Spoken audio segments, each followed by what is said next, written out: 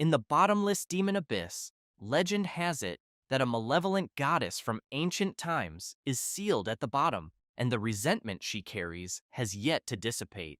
Each year, the great families and sects of Longyuan City must perform an offering ritual to appease the wrath of the evil goddess. At this moment, a sect is offering a sacrifice to the goddess. Zhou Rongyi throws his brother, Zhou Yu, to the ground and states that he is incapable of competing in the martial arts tournament for the family, has abused his own sister-in-law to calm the goddess's anger, and is simply an idiot, no longer considering him his brother. Bound, Zhou Yu yells for Zhou Rongui to stop spouting nonsense and asserts that his strength is clearly superior to his brother's, making him the one who should represent the family in the tournament. He then accuses Zhou Rongui of failing to defeat him and conspiring with his wife to frame him, calling him a despicable person. Zhou Rongyi, accompanied by several others, asks Zhou Yu if he has any proof of his claims and calls him a mere lowborn bastard.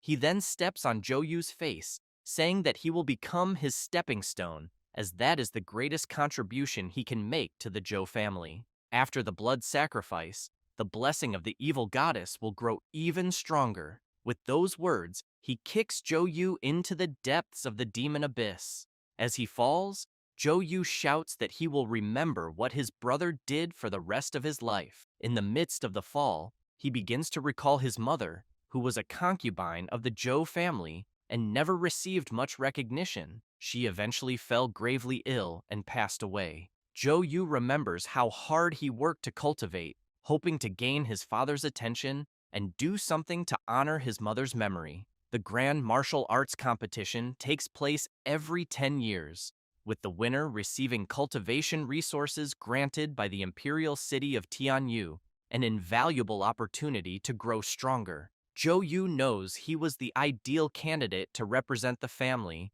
but his older brother, driven by envy and jealousy, falsely accused him of assaulting his sister-in-law. As a result, the Zhou family sentenced him to death and offered him as a sacrifice to the evil goddess. While continuing to fall into the abyss, he questions what he did wrong, whether illegitimate children truly have no chance, and if they are destined to be trampled and sacrificed forever. However, as he descends deeper into the abyss, Zhou Yu refuses to accept such a fate. At that moment, the evil goddess comments on how powerful his resentment is, something truly remarkable. Zhou Yu immediately asks whose voice he is hearing. The evil goddess responds, saying that although he is her sacrifice, he doesn't even know her name. She introduces herself as Tai Bai, the so-called malevolent goddess. She approaches him, and Zhou Yu quickly remarks that he expected her to be more ferocious and cruel, questioning what she plans to do now. Tai Bai replies that although he seems quite appetizing, she has a better idea. She proposes a deal. In exchange, she will give him the chance to take revenge on the Zhou family. However, she emphasizes that they need to clarify a few things. She explains that from that moment forward, not only will his soul and life belong to her, but he will also be rejected by heaven and earth and hated by humans and gods. Zhou Yu shouts that he doesn't care if heaven, earth, gods, and humans reject him. As long as he can become strong, take revenge, and seek justice, he will be satisfied. The malevolent goddess then kisses him, sealing the deal. At that moment, Tai Bai begins to unleash her power and comments that Zhou Yu's body is very ordinary and weak, so she will first remodel it. As Zhou Yu undergoes the transformation, the evil goddess examines his meridians and notices they are blocked. With his chi in the dantian also congested, she says she will unblock everything at once, but warns him not to die from the pain during the process. Despite the intense pain, Zhou Yu declares that, to make the Zhou family pay the price, he won't be bothered by mere pain. After that, a strong power overflows from the demon abyss.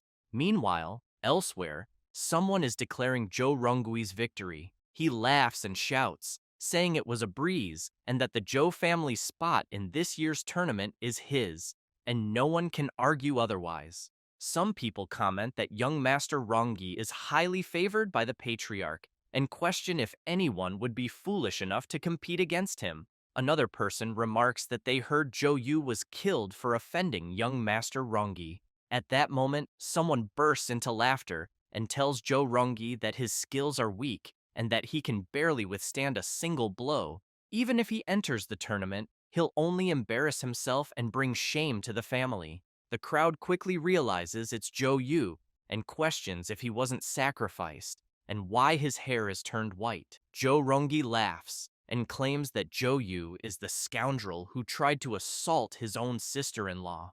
The young master demands Zhou Yu kneel and apologize to her, stating that if he doesn't deserve to be part of the family.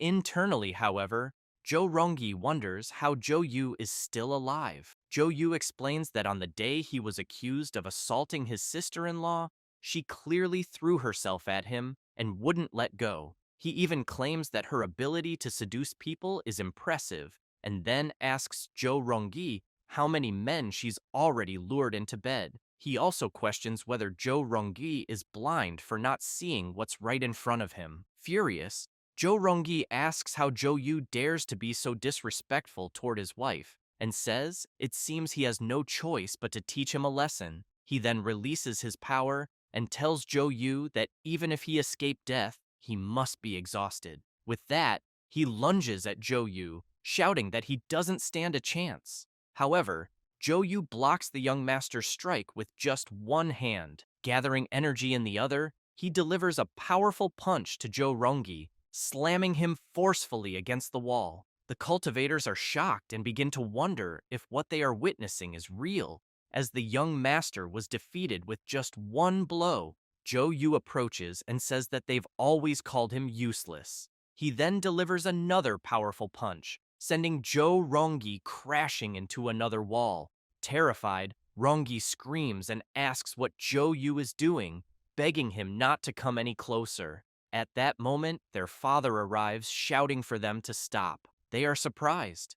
Zhou Yu immediately clarifies that he has never done anything to damage the Zhou family's reputation and that they are slandering him, especially Zhou Rongi. He then states that with Rongi's current abilities, he wouldn't be able to withstand a single blow from him. Therefore, Zhou Yu should be the Zhou family's representative in the tournament. The family head becomes serious and tells Zhou Yu that he disregards his elder brother and violates the moral principles of humanity. He states that the family has already decided that Zhou Yu is unworthy of representing them in the tournament and orders him to leave and never return. Embarrassed, Zhou Yu says that it seems he now understands everything. The truth itself doesn't matter, nor does who is stronger or weaker. At that moment, Zhou Ronggui's wife approaches him and shouts at Zhou Yu, asking how he dares to harm his older brother. She says that because of this, the patriarch will certainly expel him from the family.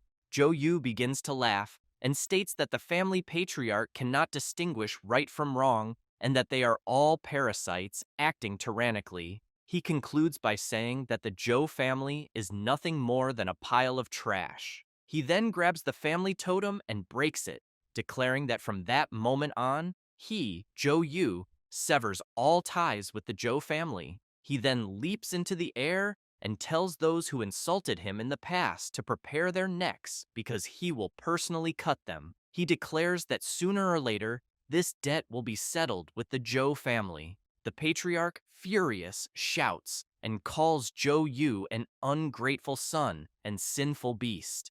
Zhou Ronggi's wife calls out to the patriarch, begging him to save their son, as the situation is critical. The patriarch quickly approaches his son, thinking that saving him is the priority. He concludes that they need to investigate Zhou Yu's unexpected return, as his survival seems like an incredible stroke of luck. As Zhou Yu walks through the forest, he contemplates that, with his current strength, eliminating Zhou Ronggi wouldn't be a problem. However, he knows that facing Zhou Mu and the Zhou family elders would still be underestimating his own abilities. While thinking about the need to find a way to improve his skills quickly, he doesn't notice a leopard watching him from behind. Suddenly, the leopard leaps, startling Zhou Yu.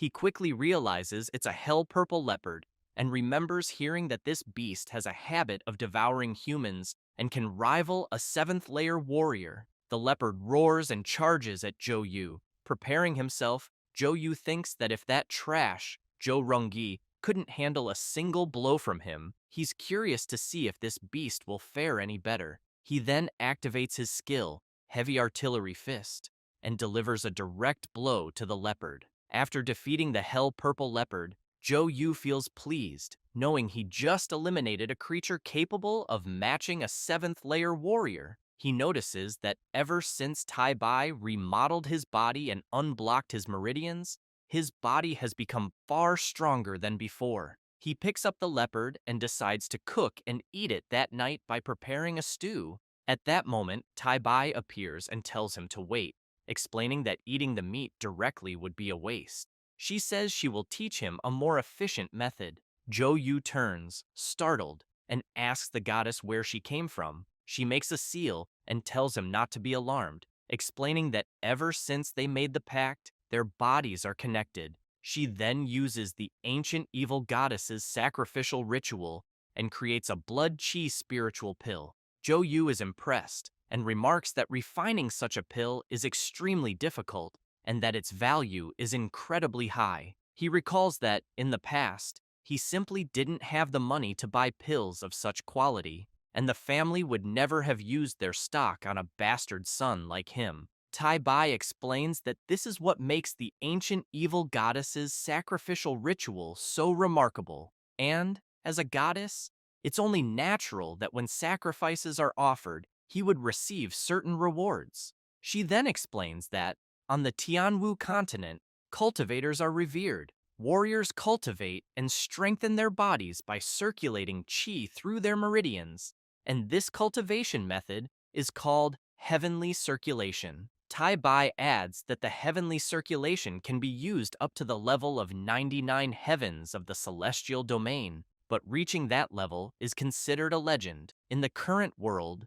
the most powerful cultivators only reach 75 heavens, and those who achieve 50 heavens are already considered regional dominators. She then tells Zhou Yu that the blood chi spiritual pill she refined is perfect and free of impurities, making it safe to absorb. Zhou Yu recalls that Zhou Mu had surpassed 25 heavens long ago, and his power has become even more unfathomable in recent years.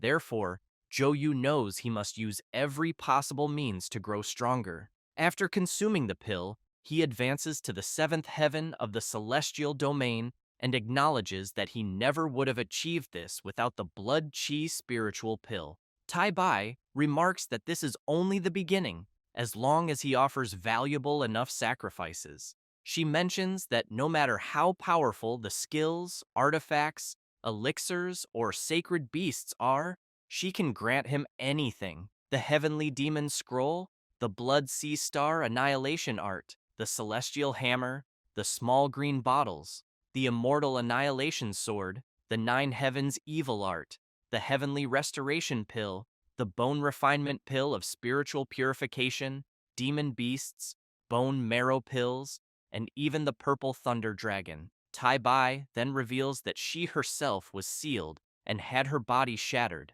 If she manages to recover her physical form, she will be able to open her celestial evil realm for him. She explains that within this secret realm, he will have everything he needs: a place to forge artifacts, an alchemy furnace to refine pills, a stargazing area to learn new skills, and a training arena to practice them. Approaching the Prota, she tells him that if he pleases her, she might even grant him extra benefits. Embarrassed, he responds that it won't be necessary. At that moment, the Prota hears someone crying for help. He immediately wonders if someone is being attacked by a wild beast and decides to check what's happening. Peeking from behind a tree, he notices that the voice sounds like a woman. A man is stepping on the woman's chest as she screams, asking why he is attacking her when she did nothing to him. The man laughs and tells her it was bad luck to be the daughter of the city lord, explaining that someone paid him a large sum to kill her. The woman starts crying out for help again, but the man says she can scream all she wants because they're in the middle of nowhere and no one will come to save her. At that moment, Yu appears with an imposing aura and tells the man that what he's doing isn't right and that he'd better leave the girl alone or face trouble. The man asks who Yu thinks he is and if he's trying to play the hero. Yu smiles and replies that the man isn't worthy of hearing his name, once again asking him to let the girl go. The cultivator laughs, calls Yu a kid, and tells him to stop pretending to be a hero. He says Yu looks like he's at most at the power level of 7 heavens, and asks if he really thinks he can save the damsel in distress, or if he's just crazy and wants to die. Without hesitation, the assassin charges at Yu using his 8 heavens power, Venomous Spirit Palm. Yu dodges the attacks while the enemy boasts that his skill is highly toxic and that even someone at the 9 heavens level wouldn't dare block it, assuring Yu that he will die without a burial. Yu thinks that his body, reconstructed by Tai Bai, is truly powerful. Observing the assassin's fighting style, he realizes that although the opponent has a higher power level, the quality of his chi is much inferior, and his techniques are full of flaws. Taking advantage of an opening, Yu delivers a punch square to the assassin's face, sending him flying backward. On the ground, the assassin groans in pain, and upon seeing Yu approach again, he mutters in disbelief that he was defeated by a mere cultivator of the 7 heavens. Yu steps on the assassin's hand. The girl, observing Yu's movements and combat skills, thinks that he is an incredible person, capable of defeating an 8 heavens assassin with just one strike. She reflects that if he hadn't shown up to save her, she would have been in serious trouble. Yu turns to the city lord's daughter and asks if the assassin had any accomplices. She responds that he was alone when he attacked her. She then introduces herself as Tang Yu and asks if he could share his name. Yu turns and, with a polite smile, introduces himself, saying he is just a traveler. He also suggests that, since the problem has been solved, she should return to the city quickly. Tang Yu runs up to Yu, grabs him, and asks if he could accompany her back to the city lord's residence. She explains that she will tell her father what happened and is certain that he will reward Yu generously. Yu recalls that, in recent years, the Zhou family has been secretly trying to draw the local powers to their side within the city lord's residence. He realizes that it seems they intend to overthrow the city lord and destroy the Tang family. Yu considers that supporting the city lord's residence would ruin years of planning by the Zhou family, and he's sure that Zhou Mu and the others would be furious. Moreover, he knows he's currently in a vulnerable position, and having the support of the Long Yuan city lord seems like a wise choice. He then tells Yu that it's fine, and that he will escort her back to the city. As soon as they arrive in Long Yuan City, at the city lord's residence, Tang Yu calls Yu and says she will introduce him to her father. He notices that the residence has many experts, comparable to the Zhou family. At that moment, Yu's sister appears and reprimands her, saying she's becoming increasingly insolent. She accuses Yu of sneaking out to play and even bringing a stranger home. Then, she asks who the man is and comments that he looks poor. This is Tang Zichen, Yu's older sister. Yu bows, introduces himself, and thanks Tang Yu for her kindness, apologizing for disturbing the city lord's residence. Zichen becomes intrigued by his surname and quickly asks about his connection to the Zhou family. He explains that he was originally part of the Zhou family's secondary branch, but has since severed all ties with them. Zichen laughs and asks if he was expelled from the family. She comments that the Zhou and Tang families have a long history of conflict and asks what he's doing there. Tang Yu grabs Yu's arm and asks her sister not to be so rude, emphasizing that he is their guest. She then tells the Prota to ignore her sister, explaining that Zichen has always been like this. At that moment, 2 people arrive. The sisters call out to their father and ask what happened. The city lord's bodyguard shouts that there were assassins, but then collapses on the ground. The sisters rush to their father, calling for a doctor urgently. Jo-yu becomes suspicious and thinks that within a single day, both the city lord's daughter and the city lord himself were attacked. He knows that if the news spreads, it will cause significant problems. After taking the city lord to his chambers, Dr. Chen begins examining him. Zikin, concerned, reflects on how her father, an expert with a power level of 20 heavens, could be injured so severely. Meanwhile, Yu Yu is overwhelmed with worry, thinking only that her father cannot die. The doctor sighs and reveals that the city lord has been poisoned and seriously injured. He explains that the poison has already spread through his body's meridians and is affecting his internal organs. He fears that there's nothing that can be done to save him. Zikin yells, questioning how the renowned doctor of Longyuan City could claim there's nothing to be done. She adds that if he needs rare ingredients, they can provide as much as necessary. Lowering his head, Chen clarifies that even with medicinal ingredients, the poison was inflicted by an expert with 20 heavens of power, and ordinary remedies won't be able to neutralize it. With a trembling voice, Zikin responds that this cannot be true and insists that her father will overcome it. Jo-yu reflects that Longyuan City is home to many prominent families and a solid foundation, and that the city lord's residence, with its power, has managed to maintain peace in the city. However, he knows that if the city lord dies, the major families will undoubtedly try to seize power, and the Zhou family will use the opportunity to expand its influence further. Understanding this, Yu knows he cannot allow the Zhou family's plans to succeed. He then calls out to the evil goddess and asks if she can hear him. She appears in his subconscious, smiling, and asks if he missed her. Yu tells her to stop joking and asks if she knows a method to treat the city lord's poisoning. Tai Bai laughs and asks who he thinks she is. She states that, as a goddess, she knows everything,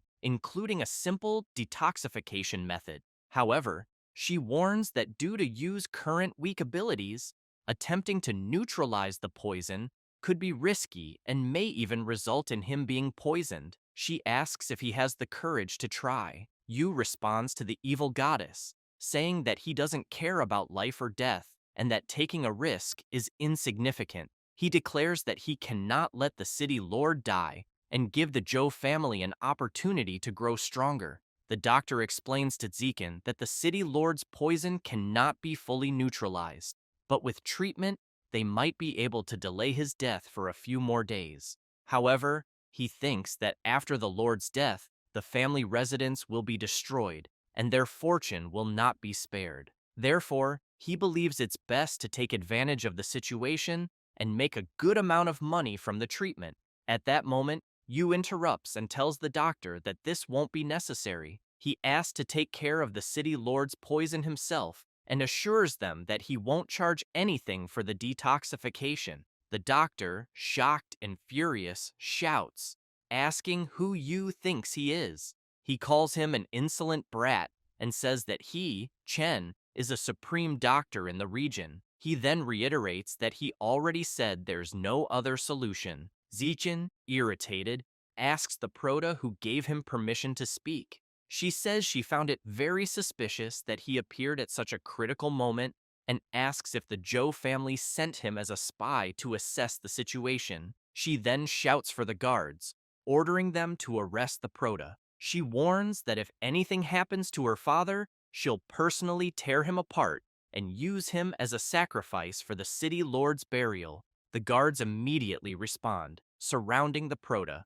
Meanwhile, Dr. Chen angrily remarks that he initially intended to prescribe something to make the city lord more comfortable, but he didn't expect the lord's residence to allow a young fool to humiliate him. Therefore, he declares that he will no longer provide the prescription. Zikin approaches the doctor and insists that he cannot leave. Yu grabs his arm and pleads, saying their father desperately needs his help. Both sisters then shout at the Proto, telling him not to challenge the doctor and demanding that he kneel and apologize immediately. Chen wonders how a mere young man dares to act so arrogantly in front of him. He states that if Zhou Yu doesn't kneel and offer at least 100 or even 180 bows of apology, he shouldn't expect to get back up. The guards order Zhou Yu to kneel and apologize. However, Zhou Yu releases his power, knocking the guards away, and shouts that he's no spy from the Zhou family. He explains that he's severed all ties with them and nearly killed Zhou Rongyi. He adds that anyone can investigate if they don't believe him. He then shouts that the mediocre doctor present cannot cure the poison, but he can. If they don't believe him, he'll leave. With that, he begins to walk away. Tang Yuyu runs after him and asks if he really knows a way to cure her father's poisoning. Yu replies that he does. Yu turns to her sister and says that things have already reached this point, so they can't get any worse. She also mentions that Yu saved her, which makes her believe he's a good person who wouldn't harm anyone. Zikin yells to get her sister's attention, but then takes a deep breath and admits that, under the circumstances, they might as well let the Proto try to cure their father. At that moment, the doctor asks them to wait and wonders how the boy managed to convince the sisters so easily with just a few words. He explains that curing an illness and neutralizing poison isn't just a matter of martial ability. Even though the case seems hopeless, he doesn't believe a young man like the Proto has the means to cure the city lord. He then asks what they will do if Zhou Yu fails to cure him. Zhou Yu makes it clear that if he fails, he will take his own life as an apology and personally accompany the city lord to the underworld to serve him. Chen laughs and says that, in that case, it's fine, but internally, he thinks the boy is extremely arrogant because he knows the person who poisoned the city lord is at least a master at the 20th heaven. Even if a cure exists, he doubts that a mere 7th heaven master like Zhou Yu could handle it.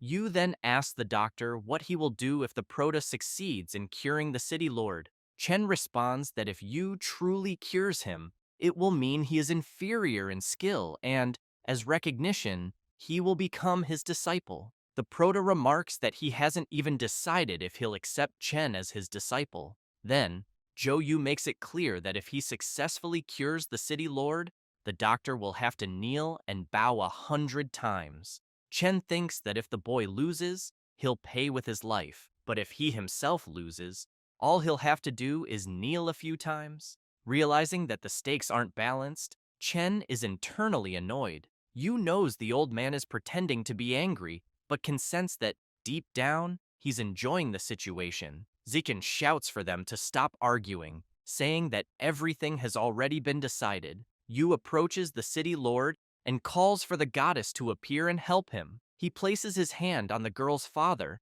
as Tai Bai explains that, originally, eliminating the toxins would require at least a cultivation level of the 20th heaven in the celestial domain. But since they have no other choice, she reveals that she's using the supreme ancient healing method. It doesn't take long for the poison to begin being extracted from the city lord's body. Yu realizes that the venom technique is extremely powerful and capable of condensing the poison into a physical form. He reflects that the person who poisoned the city lord is far more powerful than him, which is why even the divine doctor was at a loss. Yu understands that if it were anyone else, they would likely be attacked by the venom, causing their chi to reverse and allowing the poison to invade their meridians. He acknowledges that unraveling this venomous ability is like facing a specialist above the 20th heaven, seeing it as a valuable opportunity to test his limits.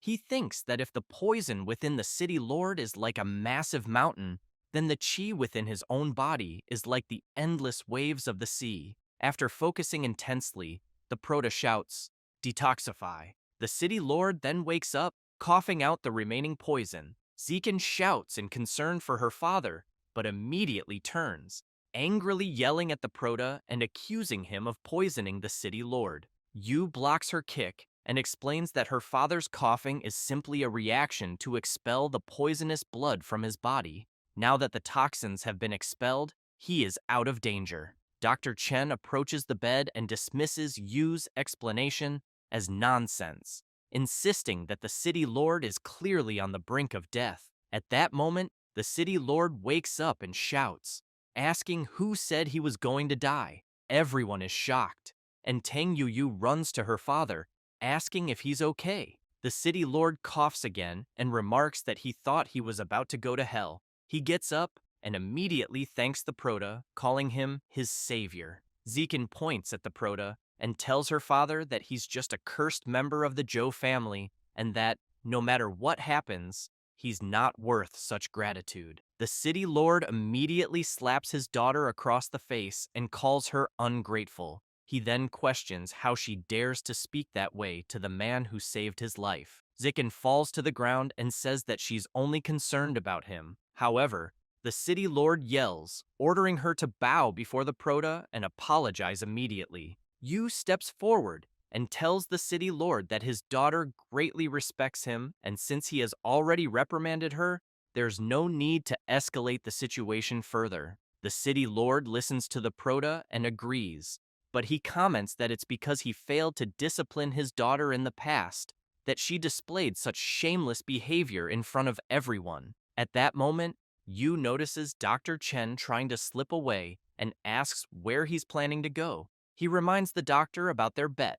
Chen, nervous, asks if Yu really expects him to bow. Yu makes it clear that just moments ago, had he lost the bet, he would have lost his life. Therefore, he demands that the doctor kneel and apologize. Dr. Chen then kneels and begins bowing to the Proto, admitting his defeat. As he bows, Chen smashes his forehead against the ground, causing a wound to open. He thinks to himself that the boy will pay dearly for forcing him to endure such humiliation. Tang Yu, noticing the cut on the doctor's forehead, asks the Proto if Chen can stop now. Chen thinks to himself that he expected this, as girls like her are easy to deceive, and he only hurt himself a little. However, the Proto firmly states that he can't allow the doctor to stop, as they made a bet, and there's no going back. Chen must continue kneeling and bowing. Shocked, the doctor curses at the Proto. At that moment, the city lord orders the guards to escort the shameless doctor out of his sight. Later, as they drink tea, the city lord mentions that he heard everything that happened and knows that the Proto saved both his life and that of his daughter. Therefore, he says that if Yu needs anything, he shouldn't hesitate to ask. Yu, deep in thought, replies that since the city lord is offering, it would be rude to decline. He then explains that, after leaving the Zhou family, he has nowhere to go and still needs a place to stay. The city lord laughs and tells the Proto that, as his savior, he certainly can't treat him poorly. He adds that with Yu's talent and strength, the Zhou family must be blind for not recognizing his worth. The city lord slams his hand on the armrest of his chair and angrily remarks that he becomes furious whenever influential families are mentioned, and that the assassins were certainly sent by one of those families in the city. However, since he doesn't have proof, he hasn't been able to expose them. Yu comments that it's likely true, and that the assassins who tried to kill Tang Yu also used venom techniques. The city lord leans closer to the Proto and reveals that he's planning to organize a banquet and invite the city's leading families to show them that he's still alive. He then asks Yu if he can attend the banquet on behalf of the city lord's residents. Surprised by the invitation, Yu asks why. The city lord explains that the banquet gathers young talents from various families, and competitions among them are inevitable. Since his two daughters are not strong enough, he needs someone like Zhou Yu to maintain order, as he, being the city lord, cannot intimidate the younger generation directly. The Proto remarks that he's just a stranger. The city lord laughs, places a hand on his shoulder, and tells him that he is now part of the city lord's residence. He reassures him, saying that his daughters will rely on him during the event, and afterward, there will be a generous reward. Yu then humbly accepts. After he leaves, Zekin approaches her father and says that she had someone investigate and confirm that Zhou Yu indeed fled from the Zhou family. However, she adds that she's never heard of anyone so powerful within the family and wonders if someone with such strength might be hiding a secret.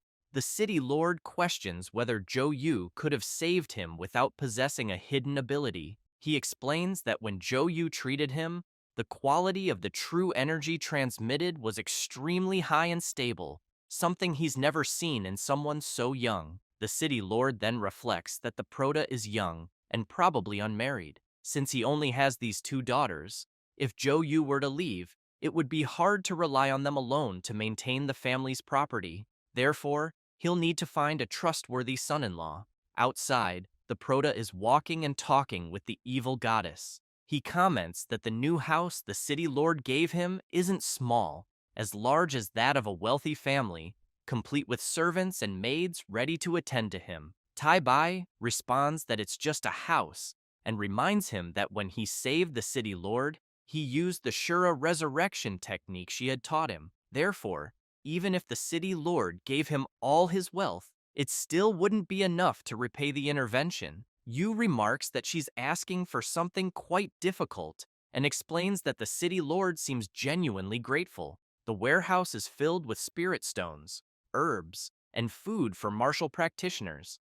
Tai Bai agrees, stating that the Prota has gained a lot. Yu activates his power and asks the goddess what she means by gained enough. He makes it clear that everything he's mentioned also belongs to her. He then asks her to accept it, as he will soon bring it to her. Tai Bai smiles and comments that the Prota is quite sensible and that she wasn't wrong about him. She then asks what he desires, high-quality pills or divine weapons. Later, the Prota is in the forest of fierce beasts, located less than 48 kilometers from Longyam City. Demonic beasts frequently appear there, and warriors below the 10th heaven do not dare to approach. After finishing off several of these demonic beasts, the Prota comments that the movements of the Dark Sura are unexpectedly difficult to practice. After cultivating there for 3 days and 3 nights, his true energy reaches the 8th heaven. He knows this is a forbidden technique of gods and demons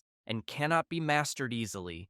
At that moment, he turns around, startled, wanting to know what noise he is hearing. A huge bear, armored and furious, charges toward him. Yu quickly thinks that the bear's energy is as vast as that of a 13th heaven warrior. As the great bear approaches, the Prota realizes this is bad, knowing that if he takes a hit, he will die. However, he channels his power and considers this life-or-death situation perfect for surpassing his limits. He then uses the power of the 8th heaven, the explosive strike of the fierce demon from the path of the shadow Asura. The strike throws the bear away, but he shouts that the attack just drained all his true energy. He then notices that something emerged from the Bear King's body. Suddenly, this something enters his body, and he is alarmed, wondering what is happening. Tai Bai explains that the Prota is lucky, as within the defeated beast's body,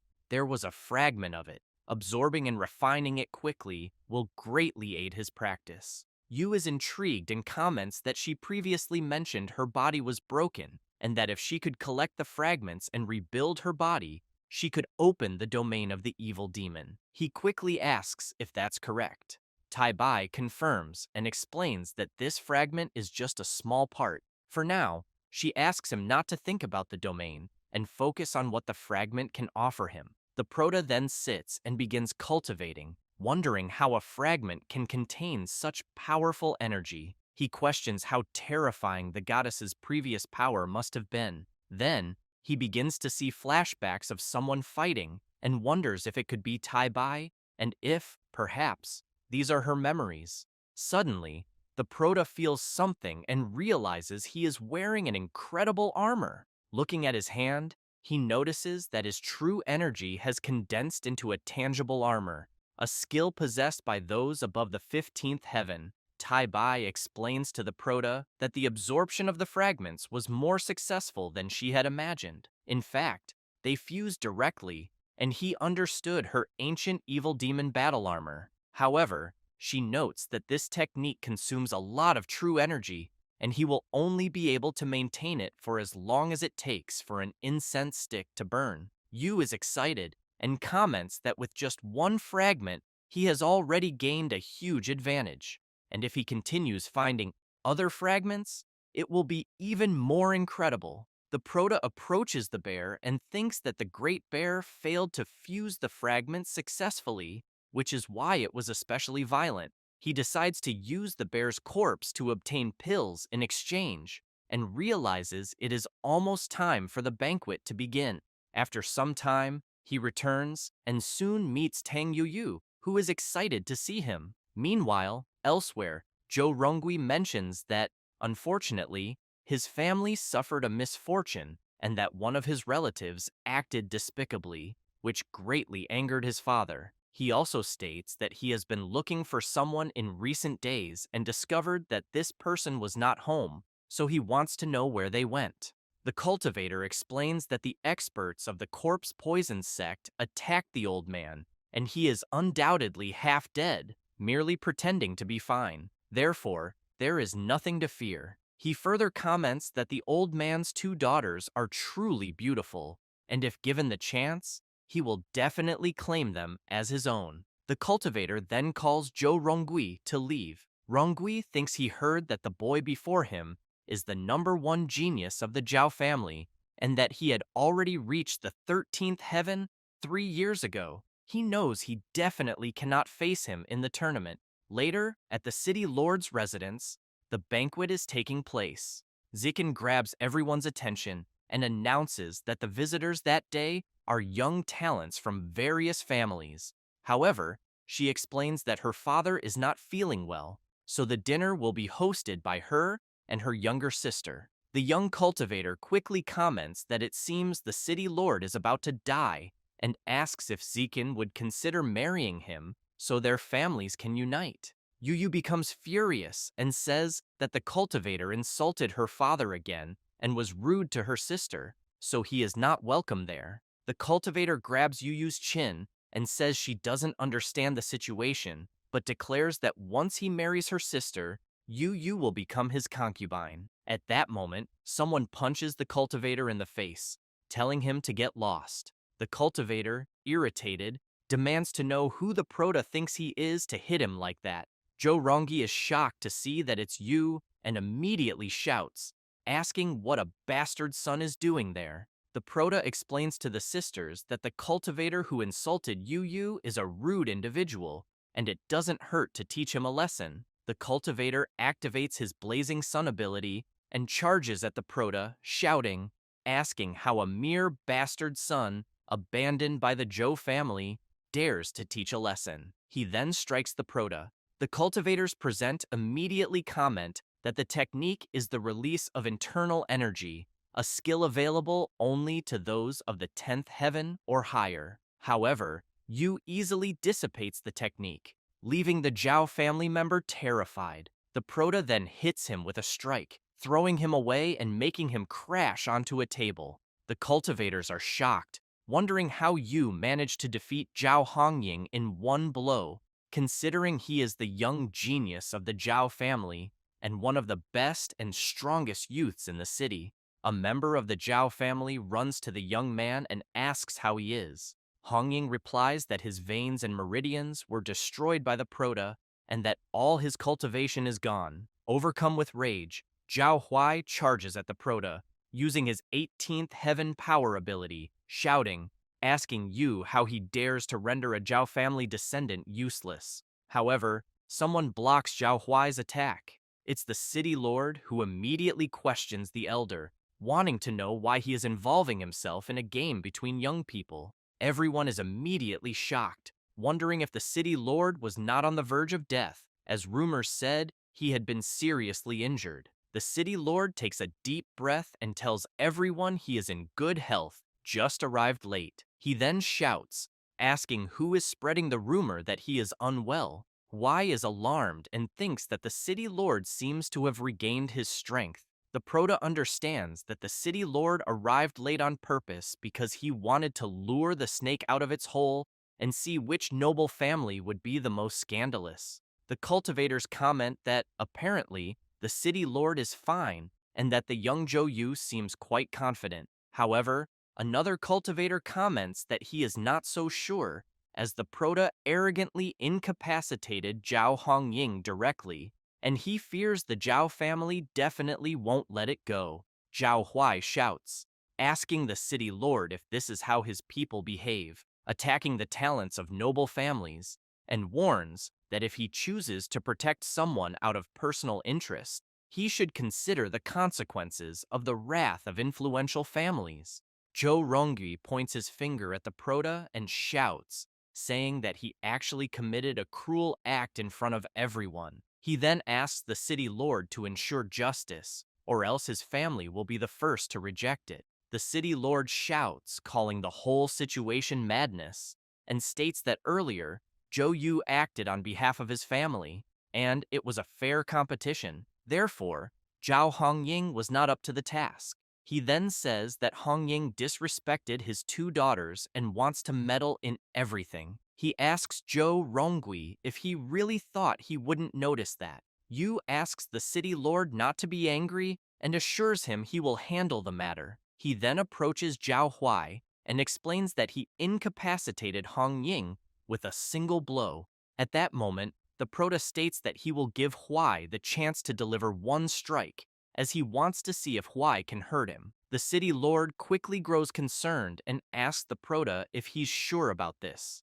Zichen, frightened, asks if he's gone mad and reminds him that Zhao Huai is an elder of the Zhao family, with strength reaching the 18th heaven. Zhao Huai laughs and asks the city lord if he heard Yu's words. He then summons his divine weapon, the fire hammer, and shouts, saying that the child who challenged him is seeking death and that the city lord will not be able to blame him for it. He declares that one move will be enough to eliminate the Proto. The cultivators are surprised and comment that this is the technique of condensing energy into a weapon, available only to those of the 15th heaven or higher. They also mention that it's the true fire energy of the Zhao family. Wasting no time, Zhao Huai unleashes his powerful attack.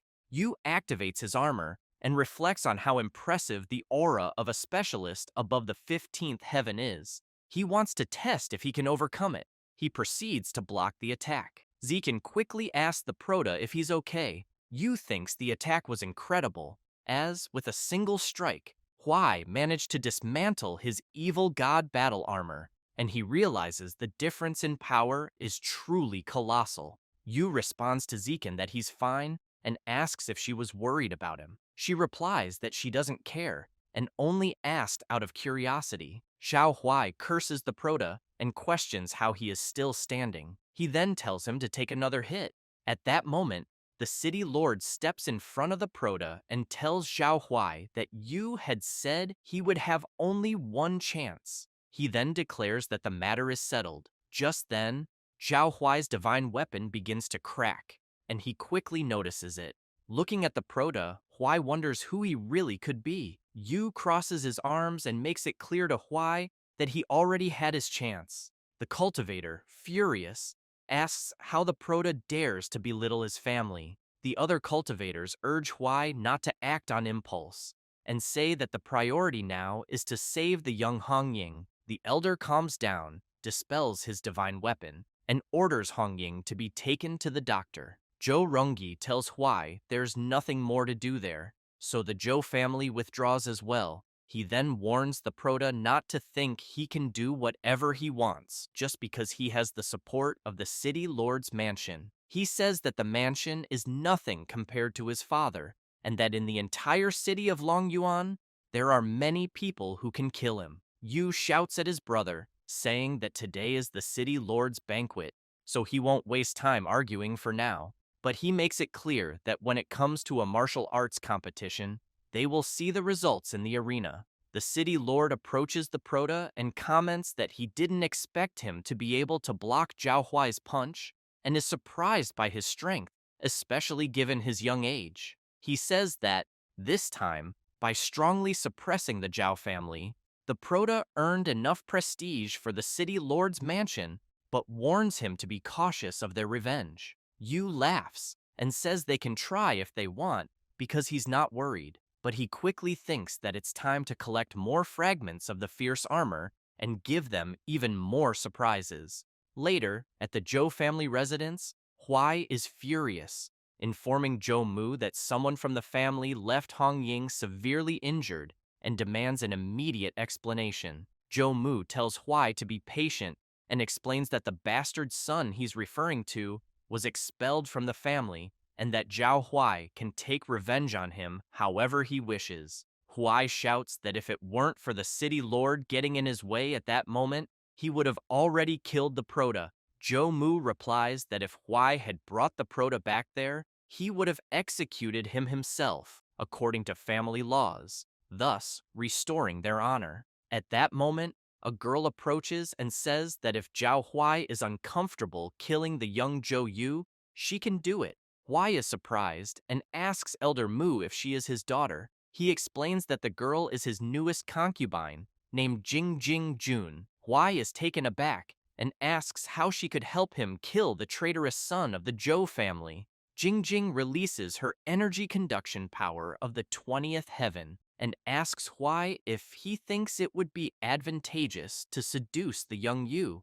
Huai is startled and thinks that the energy she's releasing is extremely poisonous, likely the work of a master from the corpse poison sect, and that she is at least at the level of a sect elder. Jing Jing comments that she hadn't paid attention to Yu before and asks them to allow her, as the Prota's aunt, to take care of him and pamper him properly. 3 days later, in the Forest of Evil, the Prota is cultivating and quickly notices something. He wonders why he still can't advance to the 10th heaven, as when he advanced to the 9th, the process seemed fairly easy and simple. Tai Bai explains that at the 10th heaven, true energy is released, and at the 15th heaven, energy is condensed into form. She explains that this is the key point of both cultivation paths, which is why advancing is not easy. She then lies on the ground and comments that the most important thing is that her stomach is almost empty and that the Prota should hurry and find some sacrifices for her.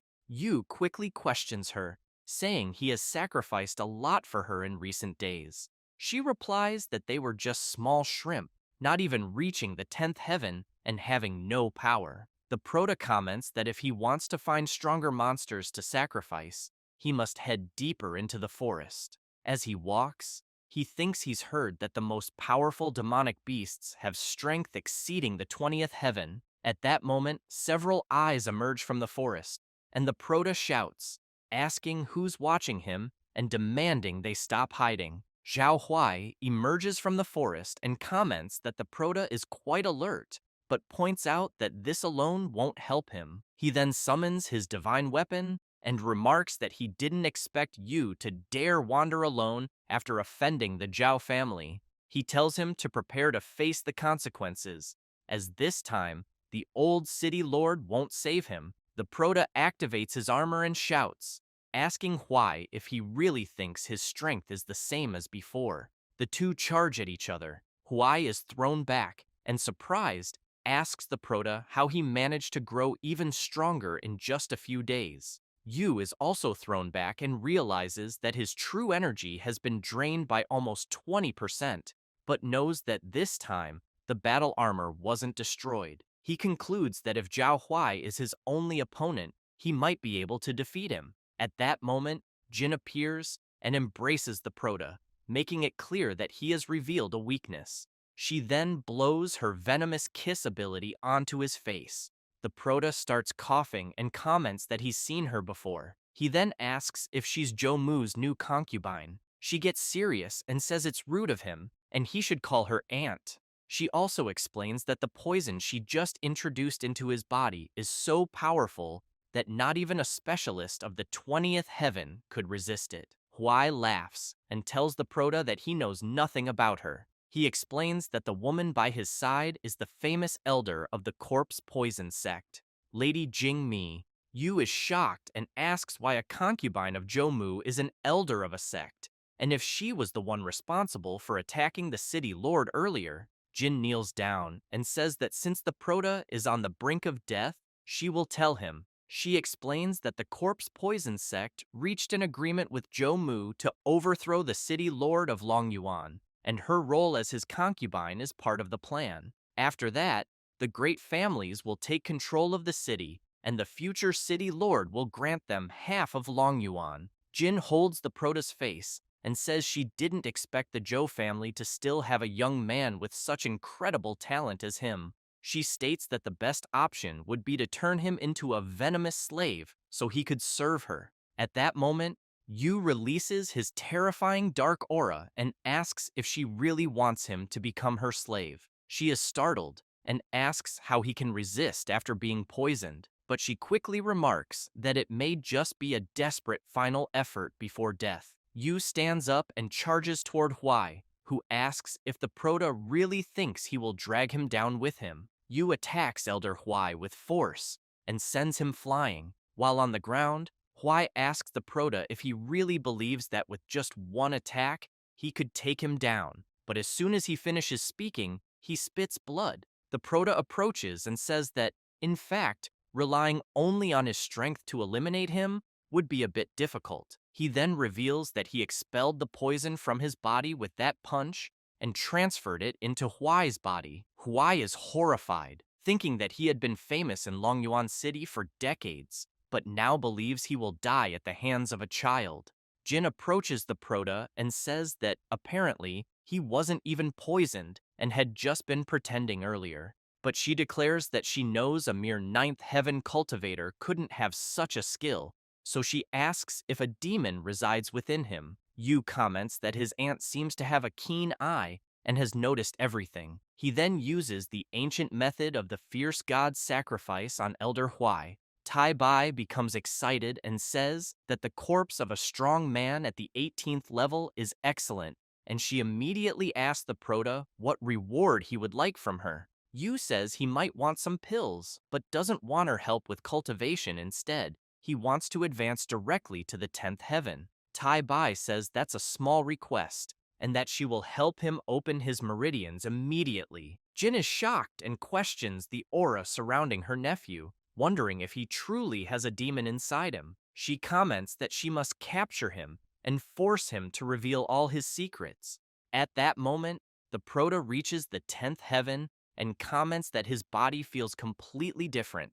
Tai Bai explains that, thanks to the recent sacrifice, part of the lost armor in her divine domain has been repaired, and that the Prota can now consume its energy and summon its projections. Jin releases her celestial aura in the form of serpents and warns Yu not to think he is invincible just because he had a special experience. The Prota immediately uses his ability and summons the snake-cutting sword. He remarks that to deal with snakes, that sword is the best option. Jin comments that the fact the Prota can form weapons from energy is astonishing for someone at the 10th heaven, and that he intrigues her more and more. The two begin their battle. It doesn't take long before the Prota easily destroys the celestial serpent. Jin is shocked and says it's impossible. The Prota approaches and says that, originally, he didn't intend to kill her, but now that he knows she's aware of his secret, he has no choice. Terrified, she begs him to wait, saying that if he kills her, the entire sect will not forgive him. She claims that the sect leader already has the power to surpass the 25th heaven, and that if she dies, he will certainly seek revenge to the bitter end. Tai Bai questions the Prota, asking if he's hesitant to eliminate her. She then extends her hand toward the cultivator and tells the Prota to watch the methods of a goddess. Tai Bai uses the celestial true energy locking seal on Jin, making her scream in pain. Tai Bai says she has already imprisoned her in the divine realm and will train her slowly. Yu smiles and says that he has gained a lot this time. He advanced to the 10th heaven, eliminated Zhao Huai, and captured a venomous cultivator of the 20th heaven. He knows it's time to return and absorb everything. Yu laments that, unfortunately, he didn't find any new fragments of the fierce god. Saying this, he departs while two creatures watch him. One of the creatures comments to the wolf that it didn't expect to be delayed even slightly, but the wolf certainly ran very fast. The creature also remarks that it doesn't understand how the human was lucky enough to obtain the fierce god's fragments, but makes it clear that sooner or later it will take them. Later, the Prota returns to the city lord's residence and Yu gets excited upon seeing him. She quickly comments that her father has been looking everywhere for him.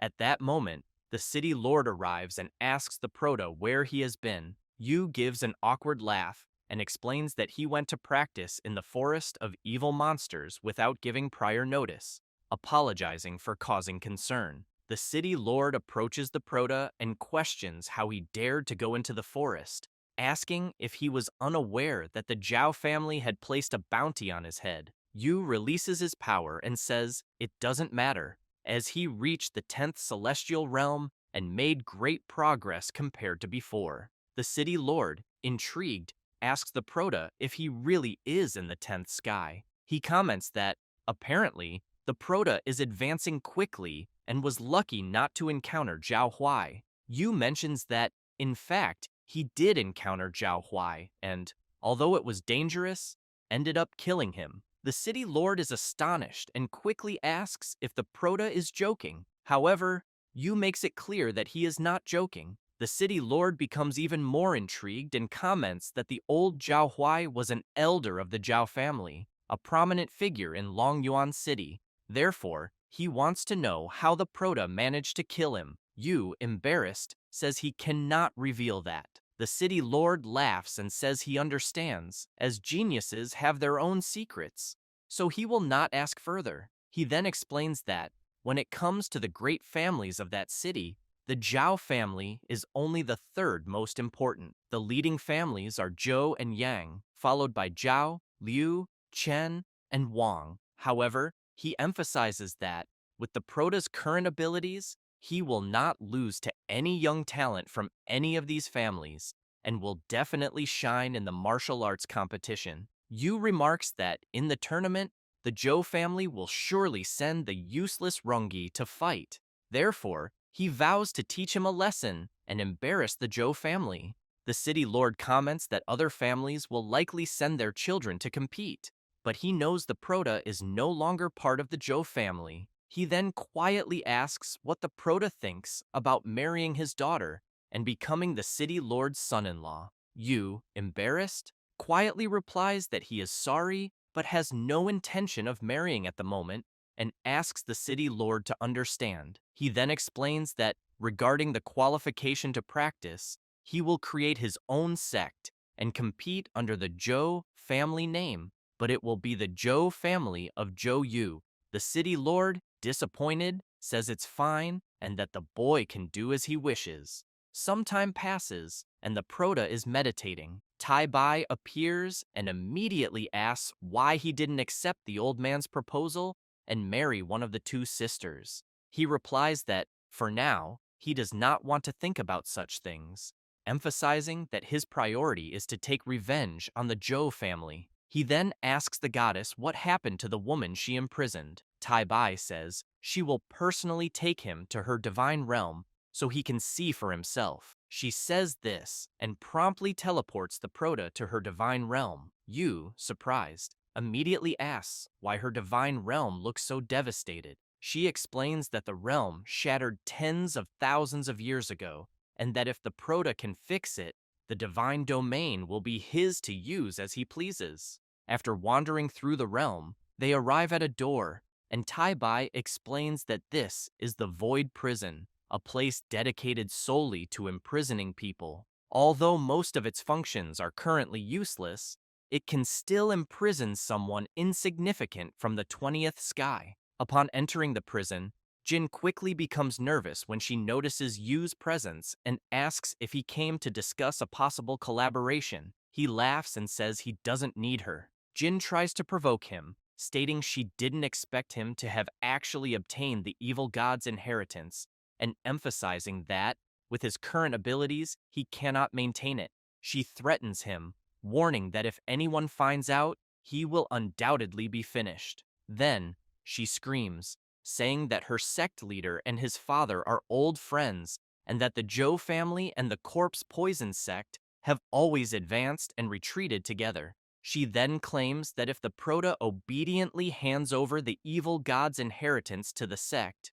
they can spare his life. Yu takes a deep breath, walks up to her, and slaps her across the face. He comments that, apparently, She misunderstood something and makes it clear that he didn't spare her life out of fear of the corpse poison sect. He then grabs her face and says he won't kill her because she can be his slave, but first, he will need to train her. Tai Bai summons several cruel tools and says it's time for her training, assuring her not to worry about the torture, as she won't die after all. They're in the Void Prison. Jin is terrified by the tools the goddess summoned for the torture. Hours later, after the torture, Jin is crying, admitting she made a mistake and won't dare disobey again. She then collapses on the ground, weakened, and calls Yu master, declaring that from that moment on, she will be his servant and that he can give her any order. He tosses one of the torture tools aside and says that something isn't right,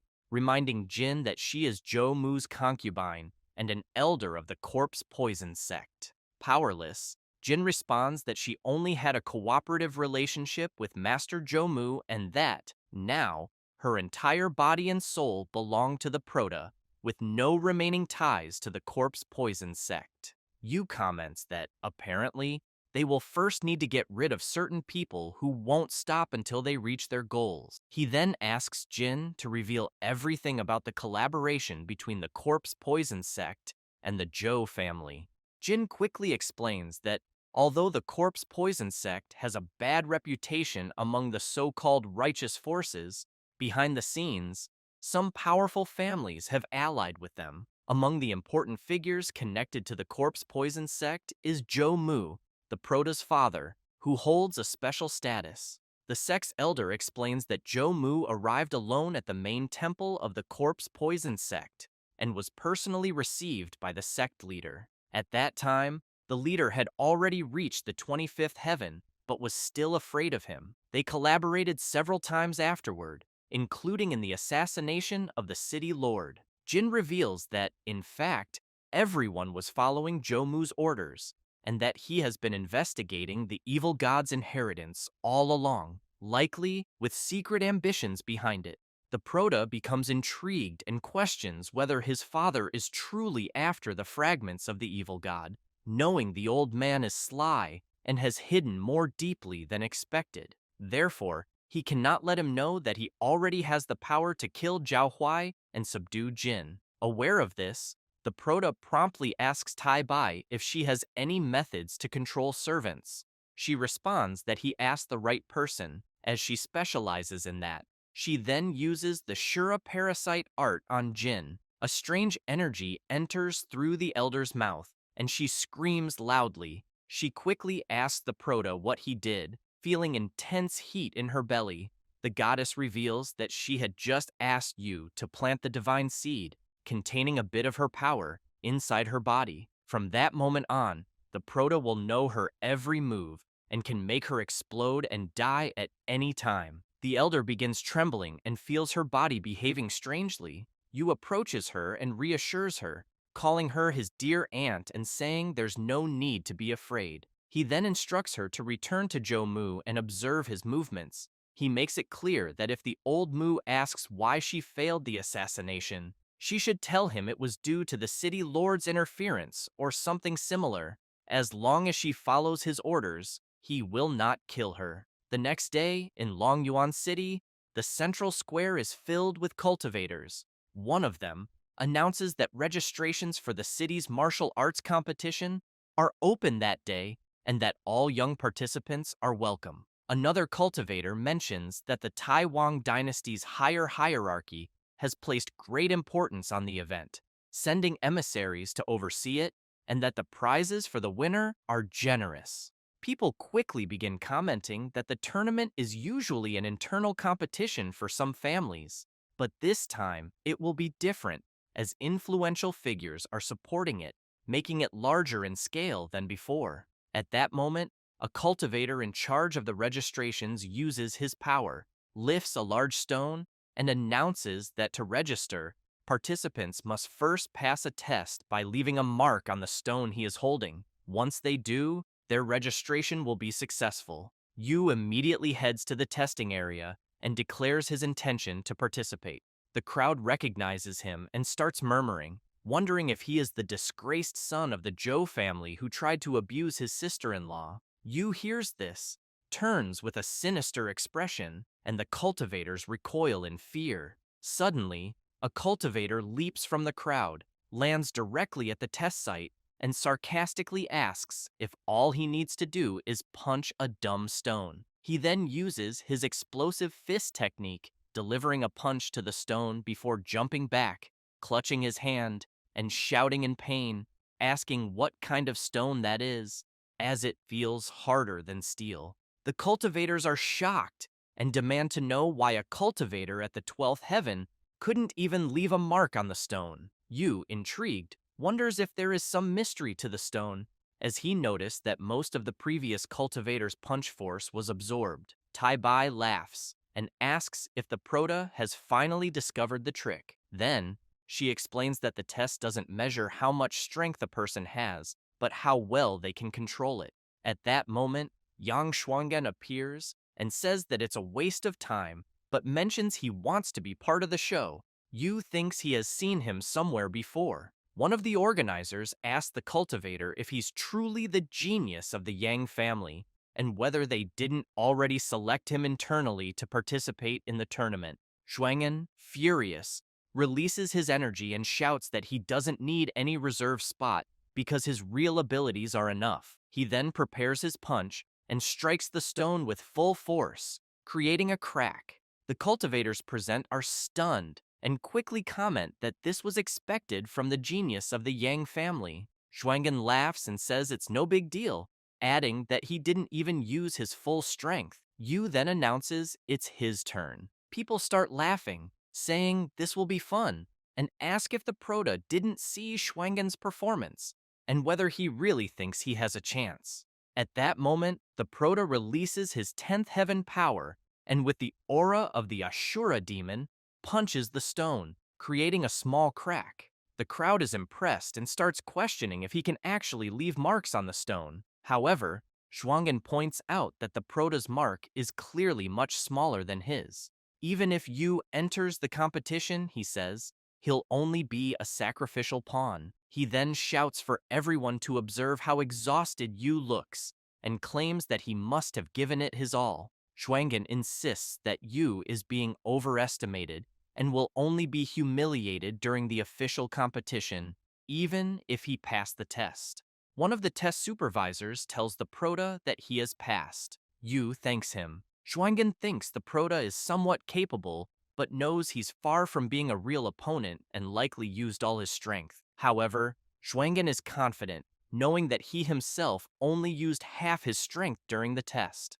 Meanwhile, Yu laughs internally, knowing he used less than half of his true strength and that it was enough to fool them without raising suspicion. He can't wait for the competition to begin. Meanwhile, at Zhou Mu's mansion, Mu is furious upon learning that Zhou Yu isn't dead and on top of that, killed Zhao Huai. Mu calls it absurd and recalls that Zhao Huai was an elder of the Zhao family with a cultivation level of the 18th heaven. Jin, following the Prota's plan, tells Zhou Mu that it was obvious young Yu wasn't a match for her or Elder Huai, but she explains that the old city lord was secretly protecting Yu. After killing Zhao Huai during the attack, the city lord imprisoned her, and she couldn't do anything. Zhou Mu, enraged, thinks he didn't expect the city lord to personally protect the illegitimate son. He concludes that the old city lord must be aware that his two daughters have no future and is now trying to pair them with anyone. At that moment, Zhou Rongui arrives, asking if his father had called for him. Mu mentions that the tournament is about to start and that he has something important to say. He then asks Jin to leave them alone with his son. As she leaves, Jin thinks that, judging by Zhou Mu's mysterious expression, he's probably about to pass on his secret techniques to Zhou Rongui. She knows it's best to inform Yu about this. After reporting everything to the Prota, he concludes that Zhou Mu indeed plans to pass his abilities on to Zhou Rongui. Otherwise, with Rongi's current skills, the Prota knows his brother isn't a threat. Since Jin is already infiltrated, it will be very convenient to monitor the Zhou family's future movements. Yu then asks the goddess why she brought him there to the divine realm. She explains that it's the recreational training field of her divine realm, where opponents the Prota has faced before can be recreated. However, she clarifies that, due to severe damage and insufficient information, those with immense power can't be recreated temporarily, but the current setup is sufficient to recreate old Zhao Huai. Knowing this, the Prota quickly activates his evil god battle armor and asks if such a function really exists. As she just mentioned, Tai Bai explains that when the Prota previously defeated Huai, it was merely due to luck. Now, she asks him to try facing him head-on. Tai Bai also adds that since the Prota is so eager to fight, she'll increase the difficulty. For the next 100 moves, you won't be allowed to attack, only defend, and must ensure the battle armor doesn't completely break. Yu is shocked by the condition and asks if it's really necessary. However, Huai wastes no time, summons his divine weapon, and charges at the Prota.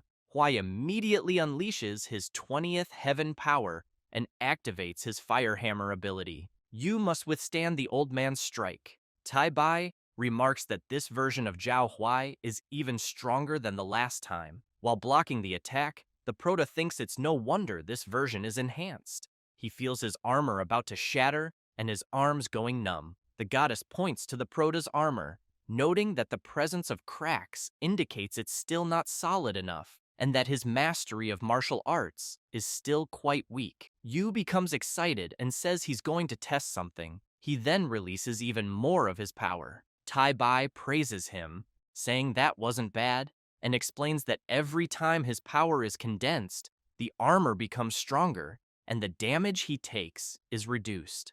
As the Prota battles old Huai, the goddess says she'll give him a bit more power. Yu focuses, and condensing his power further, evolves his armor into a more advanced form, easily blocking Huai's attacks and countering with his intense aura, sending the old man flying. Tai Bai smiles, saying the Prota managed to understand the advanced form of the evil god's armor on his own, demonstrating impressive comprehension. As a reward, the goddess tells him she'll teach him some new moves that day. She then starts demonstrating the moves and mentions that, in the past, with these techniques, she once split a mountain and a sea spanning 10,000 kilometers in a single strike.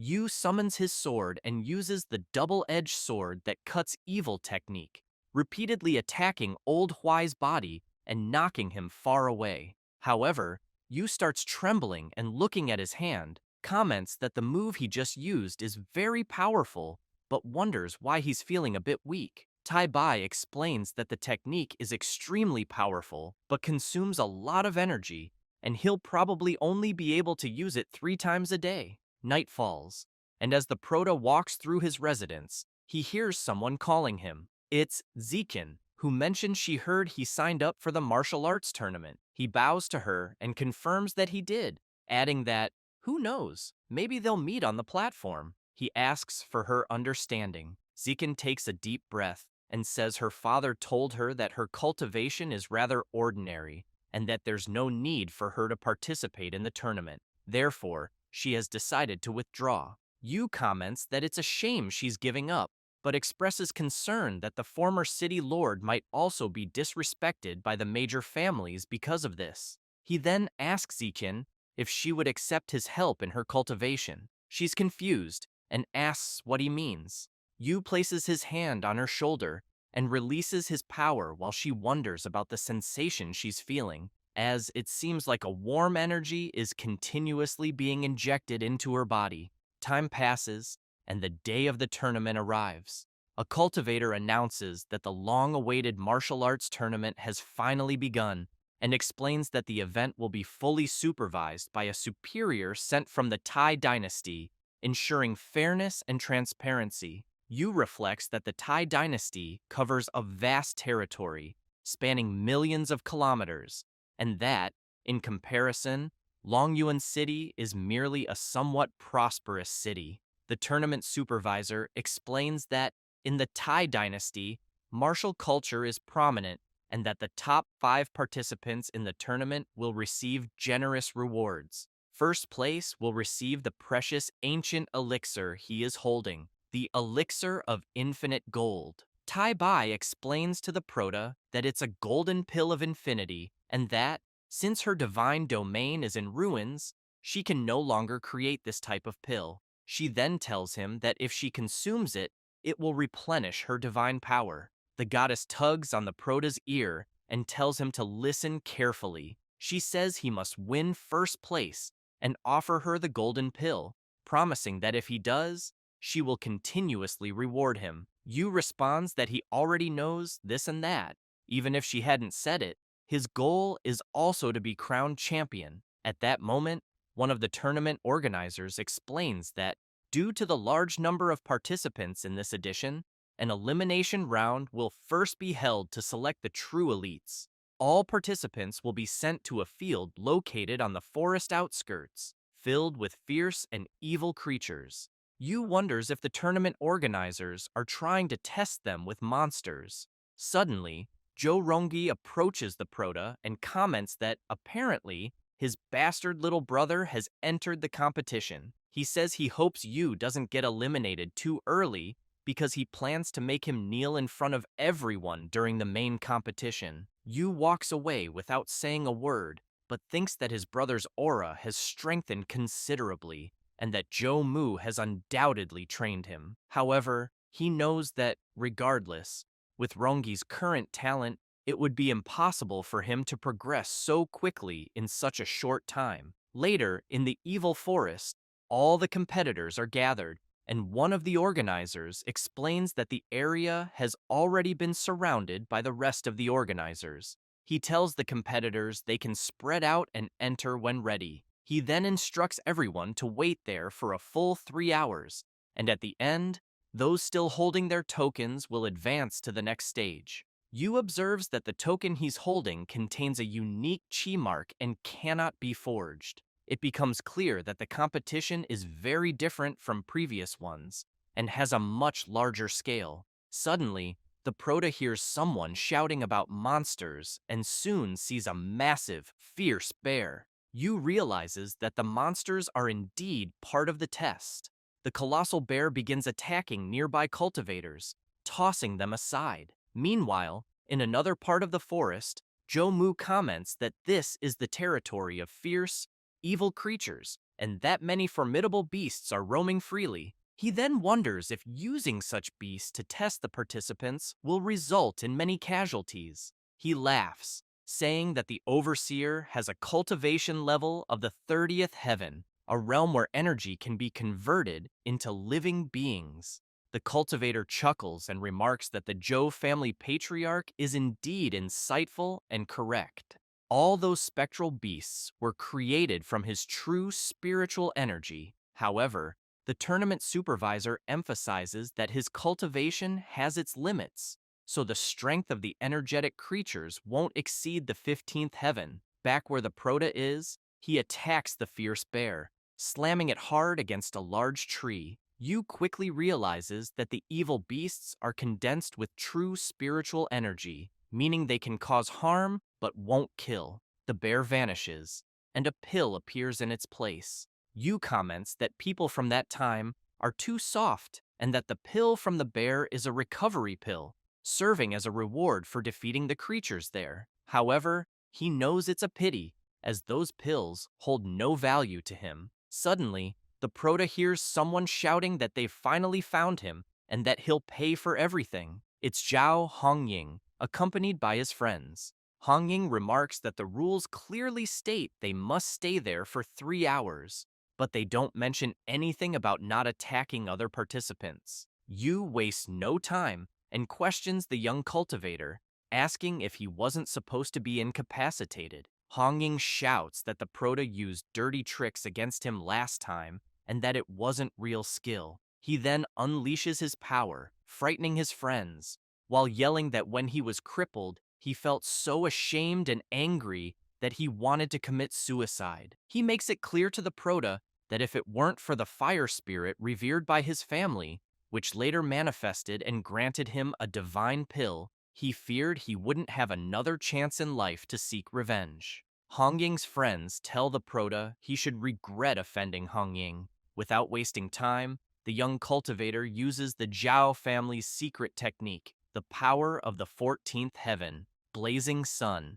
However, Yu has no interest in prolonged conversation and, before the young master can react, lands a powerful punch while commenting that he talks too much nonsense. Hong Ying becomes furious and begins insulting the Prota. Yu calmly states that this is a martial arts tournament and asks Hong Ying if he thinks it's just a child's game. He then steps on and breaks Hong Ying's token, warning him to remember that, just as he was once crippled, it could happen again. The other cultivators are shocked, wondering how the Prota could be stronger than the young master. Yu shouts, asking the cultivators if they will withdraw from the tournament voluntarily or if they need his help with that.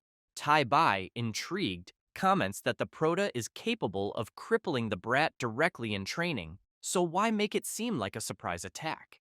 Yu explains that Zhao Hongying's current abilities pose no threat to him, and incapacitating him openly wouldn't help him conceal his true strength. Therefore, there's no need to complicate things unnecessarily. Meanwhile, in another part of the evil forest, Zekin is fighting against a giant wolf. She tells her friends to step back, saying she will handle it alone. Zekin recalls that if it weren't for Zhou Yu transferring part of his power to her, she wouldn't have been able to hold out for long in the tournament preliminaries. The Crimson Wolf prepares to attack, while Miss Tang thinks that the other participants defeated by the demonic beasts are only injured, not killed. For that reason, she knows she must do everything she can to advance to the main competition. At that moment, a massive gorilla appears and delivers a powerful blow to the Crimson Wolf. Zishin immediately senses trouble, recognizing the gorilla's murderous intent. After finishing off the wolf, the massive gorilla grows even more enraged. Zekin tells her friends to flee immediately, realizing something is wrong with the beast. She then uses her true energy release of the icy 10th heaven and freezes the gorilla. Turning around, she thinks this is the perfect opportunity to escape. However, the gorilla begins to release its power, causing cracks to form in the ice. Zishin, terrified, can't believe the strength of the demonic beast. It doesn't take long before the gorilla breaks free from the ice prison. It then prepares a punch and attacks with full force where Miss Tang stands.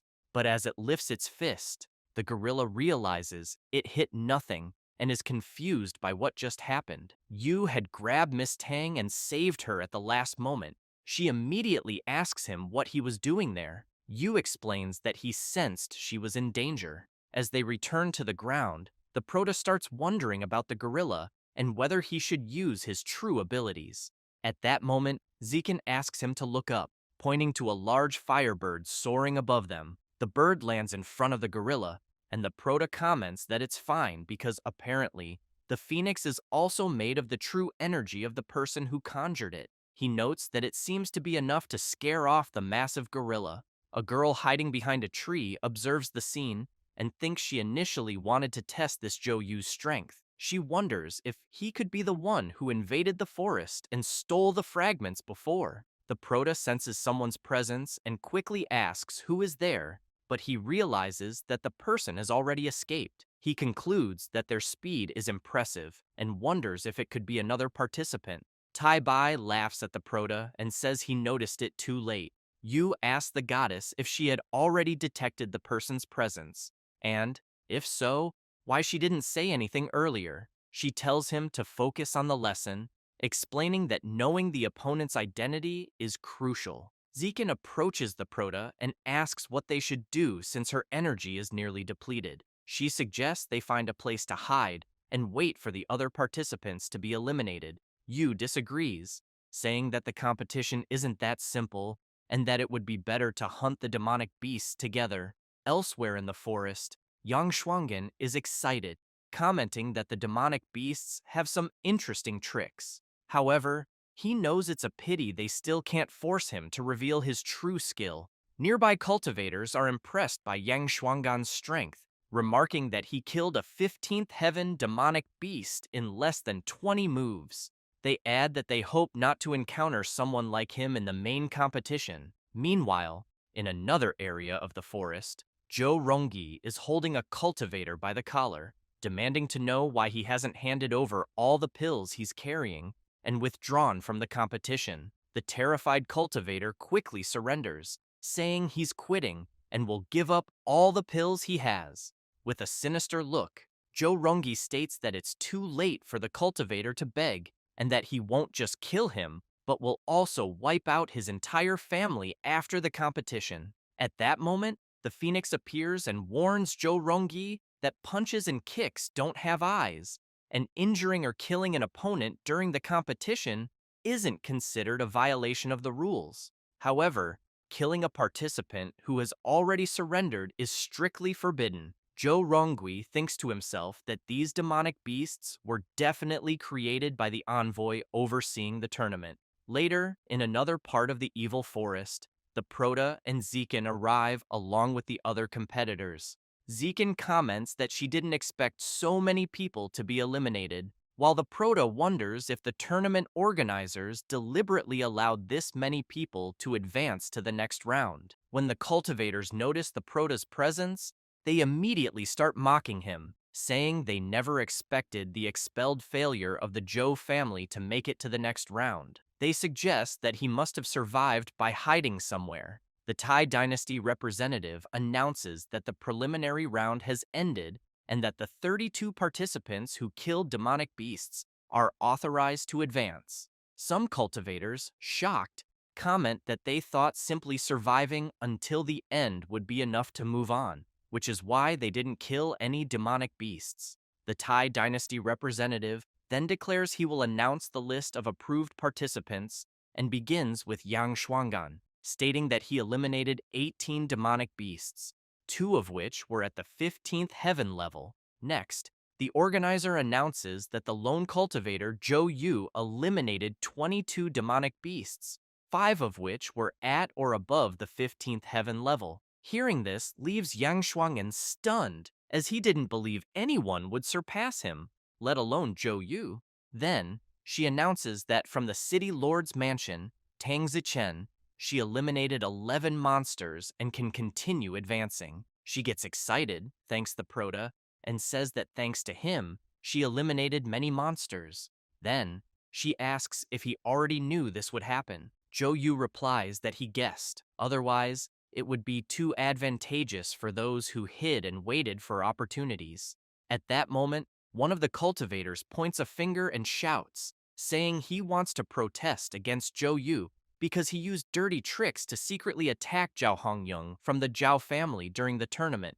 The Proto responds that Hongyung is an idiot, that he provoked him and was full of openings. He also makes it clear to the cultivator that, as the leader of the Zhao family, he sent an idiot to compete and is obviously not doing a good job. The cultivator becomes furious and tells the Proto that he is seeking death. The city lord turns to Lord Zhao and asks if he is not ashamed of being angry at someone so young, as it is obvious that his family member is no match for the others. Furthermore, he states that Zhao Huai's disappearance was definitely his doing. The cultivator says that the city lord is protecting the Proto too much and wants to know if he really thinks the Zhao family wouldn't dare to act. The city lord becomes furious and questions the Zhao family cultivator if he wants to face him. If so, he should come for a fight. At that moment, the tournament representative asks them both to calm down and says that in a martial tournament, injuries are normal. He adds that at the moment, there is no evidence that Zhou Yu violated the rules, and that if he really used any dirty trick, he will not escape judgment. Zhou Mu comments to the Zhao family elder that he heard a certain monster went berserk and secretly attacked his nephew. The elder responds that this is a disgrace to his family and that they will certainly find a way to help him recover. Zhou Mu adds that, in the official tournament, he will tell Rongyi not to consider fraternal feelings for the Proto and to kill him directly on the battlefield. Yu hears this and gets scared. Then, he starts questioning what Zhou Mu said about fraternal feelings, as he knows that from childhood until now, he has always been treated like a servant, given orders, and reprimanded whenever possible. Later, at the official tournament venue, one of the judges shouts, announcing that the Longyuan City Martial Tournament will officially begin that same day. Then, He explains that the tournament rules are quite simple. If they are removed from the platform, it means defeat. Also, punches and kicks have no eyes, but once the opponent surrenders, the person cannot continue attacking. Finally, he announces that the first fight will be between the competitor, Yu, with no sect or faction, against another competitor without a sect or faction, Manhwa.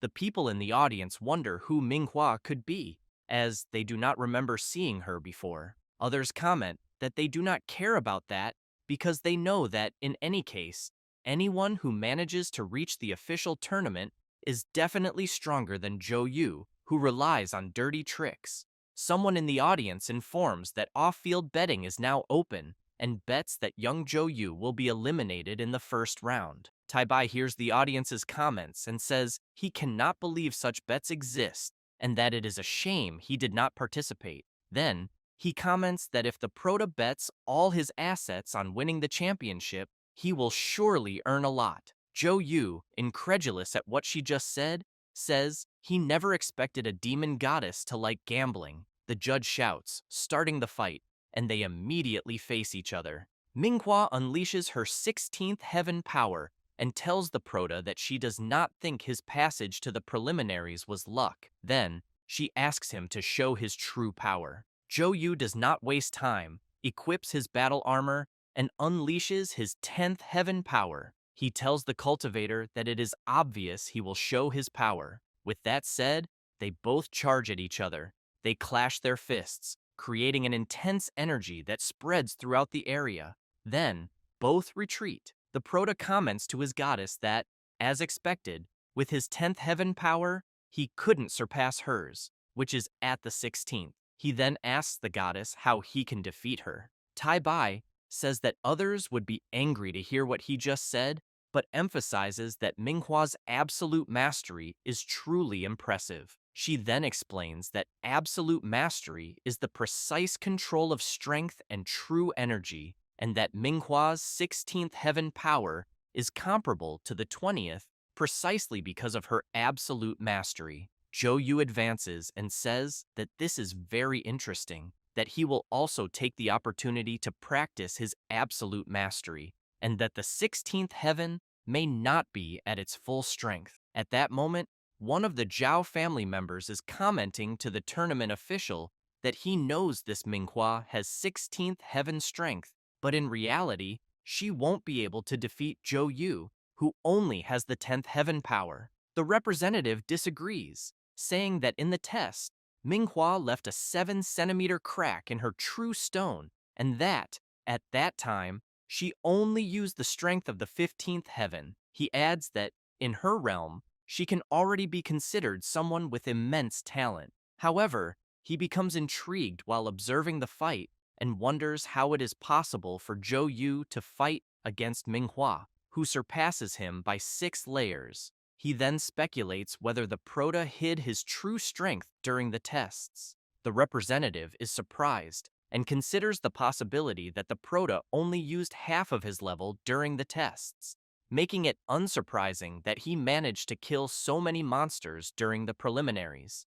Once again, their fists collide, and Manhwa is thrown backward, questioning what is happening, as she knows she has already used the power of the 17th heaven and still cannot suppress Yu's strength. The Prota continues advancing and shouts, asking her to feel his explosive fist of the extended palm. Manhwa is impressed and senses that the Prota's aura is extremely powerful. Yet, she leaps toward him, knowing that even with her current strength, she won't be able to block the power of his punch. She then concludes that there is no other option. She must reveal her 21st heaven abilities. A massive explosion erupts in the battle arena, leaving everyone in the audience euphoric, eager to know what the hell is happening. After the dust settles, the Prota shouts, saying he didn't expect her to be able to stop his explosive fist and still remain standing. He then asks her to fight until they are satisfied. However, she refuses, saying she is no match for him. Then, she shouts, announcing her surrender.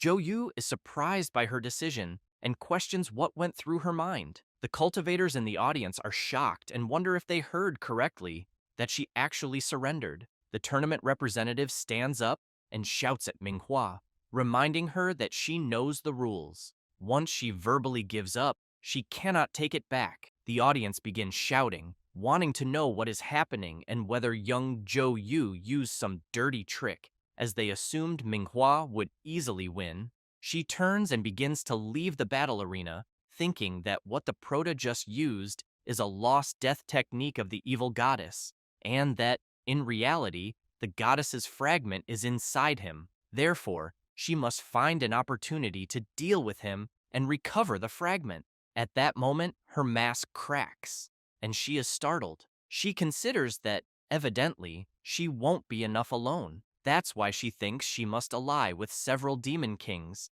as she knows that no one can stop the grand plan to receive the great demon lord, and that the war of the ancient gods is about to restart.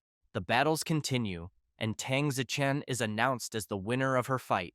Tang Yu shouts to her sister, saying that she was amazing and managed to defeat a cultivator with the power of the 15th heaven. Ziken responds that it was nothing, and that it is mainly thanks to a certain person. After the sisters approach the Prota, he immediately congratulates Ziken for advancing to the next round. Then, he says that he saw her performance, and that she did very well. Completely surprised, she asks the Prota if he really watched her fight. He responds that he did, and that perhaps they might face each other in the next battle. Ziken takes a deep breath and says that if they truly end up fighting, she will surrender immediately, as there is no way she could be a match for him.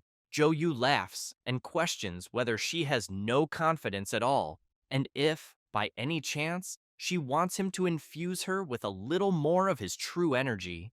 Ziken raises her arms and says that won't be necessary, as he has already helped her many times. Yu notices her sister's flushed face and asks her why. Ziken, embarrassed, insists that her face is not red. At that moment, the city lord arrives and makes it clear to the Prota and his daughter that they seem to get along very well. Then, he congratulates both for advancing to the first phase of the competition. The city lord approaches the Prota and informs him that his next opponent will be Yang Shuang'an. He adds that in the first round, Zhou Yu's opponent was also the son of a noble family and had protective true energy infused into him with the strength of the 20th heaven. Yet, he was still defeated in 3 strikes. Zhou Yu thanks the old man for the warning and says that his only goal is Zhou Rongyi, not caring about the other opponents. Lady Tang grabs her father and asks if Shuang'an is really that strong. The city lord replies that it's hard to say, but asks his daughter not to worry, assuring her that as long as he is there, Zhou Yu's life will not be in danger. If Shuang'an tries to kill him, even if he loses prestige, he will step into the arena to stop him. Night falls at the Prota's residence. He is talking with Tai Bai and says that, in theory, his current accumulation of true energy should be sufficient, so he wants to know why he still can't reach a higher realm. She explains that the immortal god and the demonic body can grant him more than 10 times the strength of someone at the same realm as him, but she makes it clear that the difficulty of progressing is also more than 10 times greater than that of a normal person. Yu is surprised and immediately asks what he should do, as he cannot remain stuck in his current realm forever. Tai Bai becomes serious and says that if the Prota wants to advance quickly, he has 2 options: train every day or provoke a celestial tribulation and use it to temper his body and advance rapidly. Later, several lightning bolts begin to fall, startling the people in the city, who immediately want to know what the hell is happening, as it isn't even raining. Meanwhile, at the Prota's house, another celestial tribulation strikes him. He is impressed by the powerful impact of the thunder and says that even for his current body, it will be difficult to handle. He then asks the goddess if this is what they call the celestial tribulation thunder. Tai Bai confirms and says that she personally used the technique to summon the celestial thunder for him. She then instructs him to use all his strength to heal his body with the Asura rejuvenation technique. as the next tribulation will be even more violent.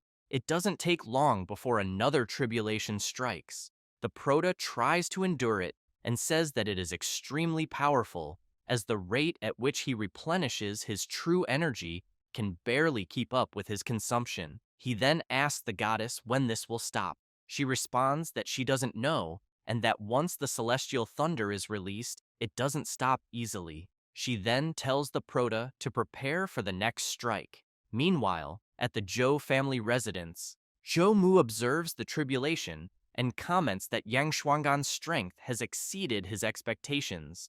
But he tells his son not to worry. He says that the next day, Shuanggan will face the Prota first, so he should take the opportunity to observe his techniques closely. Zhou Rongui says that his bastard brother is lucky not to have to face him now, but he will find another chance to kill him in the future. Back to the Prota, Zhou Yu, relieved, says that the tribulation has finally stopped and that he almost exhausted all of his vital energy. Then, he wonders if this is the legendary celestial tribulation. Tai Bai asks the Prota to carefully feel the changes in his body and questions whether he doesn't have the sensation of being reborn. Zhou Yu smiles and says that it's true, that he has finally surpassed the realm in which he was stuck and, with a single push, has crossed 3 levels. Then, he puts on his clothes and says that at the moment, he is several times stronger than before, but he still doesn't know if he can compete with the powerhouses of the 25th celestial level. The next day, at the martial arts tournament, the judge shouts, announcing that this moment marks the second day of the Longyuan City Martial Arts Tournament, and that the first fight will be between Zhou Yu, the wandering cultivator, and Yang Shuanggan from the Yang family. Some people in the audience comment that they saw young Zhou Yu and thought he seemed skilled, so they bet on him advancing to the second round, but they didn't know he would be facing Shuanggan. Another cultivator replies that this happens to those who are not well informed and says that the fight schedule was leaked the night before. The tournament representative comments to a member of the Yang family that Shuanggan is truly an incredible young man. The cultivator thanks him for the compliment and says that their Yang family was fortunate to have such an unparalleled genius. Observing Shuanggan, he thinks that a genius like him should serve the imperial court, and that Zhou Yu is the perfect whetstone for him. Shuanggan looks at the Prota and says that he has no enmity with him and doesn't want him to lose in a humiliating way. So he asks if he can start by using only 30% of his strength to confront him. Zhou Yu laughs and thanks the young cultivator for such consideration, but suggests that he use his full strength. He also notices that Shuanggan is eager to fight, so he wants to know why he should suppress his desire. The young cultivator summons his celestial weapon and shouts, saying that the Prota is quite direct but asks that, if that is the case, he not regret it later. If he manages to withstand his 3 sword strikes, he will admit defeat. Zhou Yu begins to release his power and keeps in mind that Shuanggan is an incredibly arrogant guy. Since that's the case, he will teach him a lesson. The cultivator wastes no time and charges at the Prota while asking him to experience his first sword technique stance, thunder that shakes the 9 heavens. The Prota recalls hearing that Yang Shuanggan was once weak and sickly, not valued by his family, but one day, he was struck by lightning and remained unconscious for 3 days and 3 nights. When Shuanggan awoke, not only had his personality changed drastically, but he had also mastered the invincible thunder sword technique. Since then, he had never been defeated. At that moment, the Prota tries to block Shuanggan's attack. Shuanggan is impressed and says that Zhou Yu's armor is incredibly resilient, as he has never cut through anything so strong before. The representative sent to the martial arts tournament thinks that young Shuanggan has not only learned a powerful and unique technique, but may have also inherited the power of an ancient thunder god. Tai Bai comments that, according to the records in the royal library, the thunder god once dominated the world with his invincible purple thunder sword technique, and that no one in the world was a match for him. Then, she tells the Prota that she was wondering why Shuanggan's energy seemed familiar to her. And now, It is clear he has inherited the bloodline of the ancient thunder god. The Prota is surprised and immediately questions whether this thunder god is really that powerful. She laughs and says that the thunder god once arrogantly challenged her, but she defeated him in less than 3 moves. Schwangen shouts, asking the Prota why he isn't fighting back, and if he is a turtle hiding its head. The Prota becomes furious and unleashes his explosive strike of the 12th heaven of the evil god. Then, he lands a strike on Schwangen's stomach and sends him flying. The audience goes wild and immediately questions what the hell is happening as Schwangen spits blood, something that seemed impossible. How could Zhou Yu defeat him? The patriarch of the Yang clan comments that people are getting too excited, as it is arrogant to think that the legacy of a great god could end with mere superficial injuries. And he adds that the more injured Schwangen is, the more courageous he will fight. And that is the most terrifying thing about him. The young cultivator gets up and tells the Prota that he is truly formidable and that defeating him will make him stronger. He adds that such pressure will further strengthen his determination in the martial Tao. Then, he unleashes the power of the 19th heaven. A lightning bolt strikes him, leaving everyone around him terrified, saying it is the same thunder that occurred the previous night, and concluding that the celestial phenomena were caused by him. The Prota is surprised and wonders if Schwangen can truly advance in the middle of combat after receiving his strikes and whether he should hit him more to confirm. Tai Bai tells him that this is merely a means of increasing power at the cost of one's own life and that it is not worthy of an honorable mention. Consumed by fury, Schwangen activates his 5th stance of the Purple Thunder Sword and says that he has not yet fully mastered the technique, so he cannot be held responsible for the outcome. Seeing this, the tournament representative wastes no time and uses his power to create a barrier around the battle platform. He makes it clear that the power of Schwangen's impending move likely already rivals that of a 25th heaven expert and cannot be underestimated. However, he reassures everyone, stating that with his protective barrier, the audience will not be affected. The Prota thinks that his opponent is fighting with all his might and that it would be rude not to take him seriously. So he unleashes his 13th heaven power, summons his dual-cutting sword of the evil god, and activates the supreme divine demonic technique. The battle between them quickly becomes intense. It doesn't take long before Zhou Yu notices Schwangen's sword beginning to crack. Seizing the moment, he applies even more force to his attack. Due to the immense power, the barrier created by the tournament representative starts to crack. The representative is immediately alarmed, wondering how this is possible, as he knows that, although the barrier was created temporarily, not even a 25th heaven expert should be able to break it so easily. As the dust settles, young Yang Schwangen lies on the ground. With a trembling voice and barely any strength left, he mutters that what just happened is essentially impossible. Zhou Yu bows, showing respect for his opponent, and asks him to acknowledge his defeat. The judge shouts, announcing that Yang Schwangan has lost consciousness and that the winner of the round is Zhou Yu, the wandering cultivator. Tai Bai tells the Prota that the cultivator survived, so she wants to know why he was so lenient. He responds that, aside from Zhou Rongyi, he has no mortal enmity with anyone else. At that moment, several clan leaders are shocked to see that Zhou Yu was able to defeat the genius Yang Schwangan while simultaneously offending several families. They begin questioning how they can allow someone like him to succeed. Zhou Mu laughs and tells everyone not to worry, as the Prota has yet to face his son. He then asks them to leave the Zhou family to deal with their own renegade. Later, Zhou Yu advances rapidly and unstoppably through the tournament. Meanwhile, at the city lord's residence, he approaches his daughter and asks if she is well. The Prota arrives and tells Miss Yang that he heard Zhou Rongyi hurt her badly and wants to know what happened. She tries to get up and says that she faced Zhou Rongyi in the arena.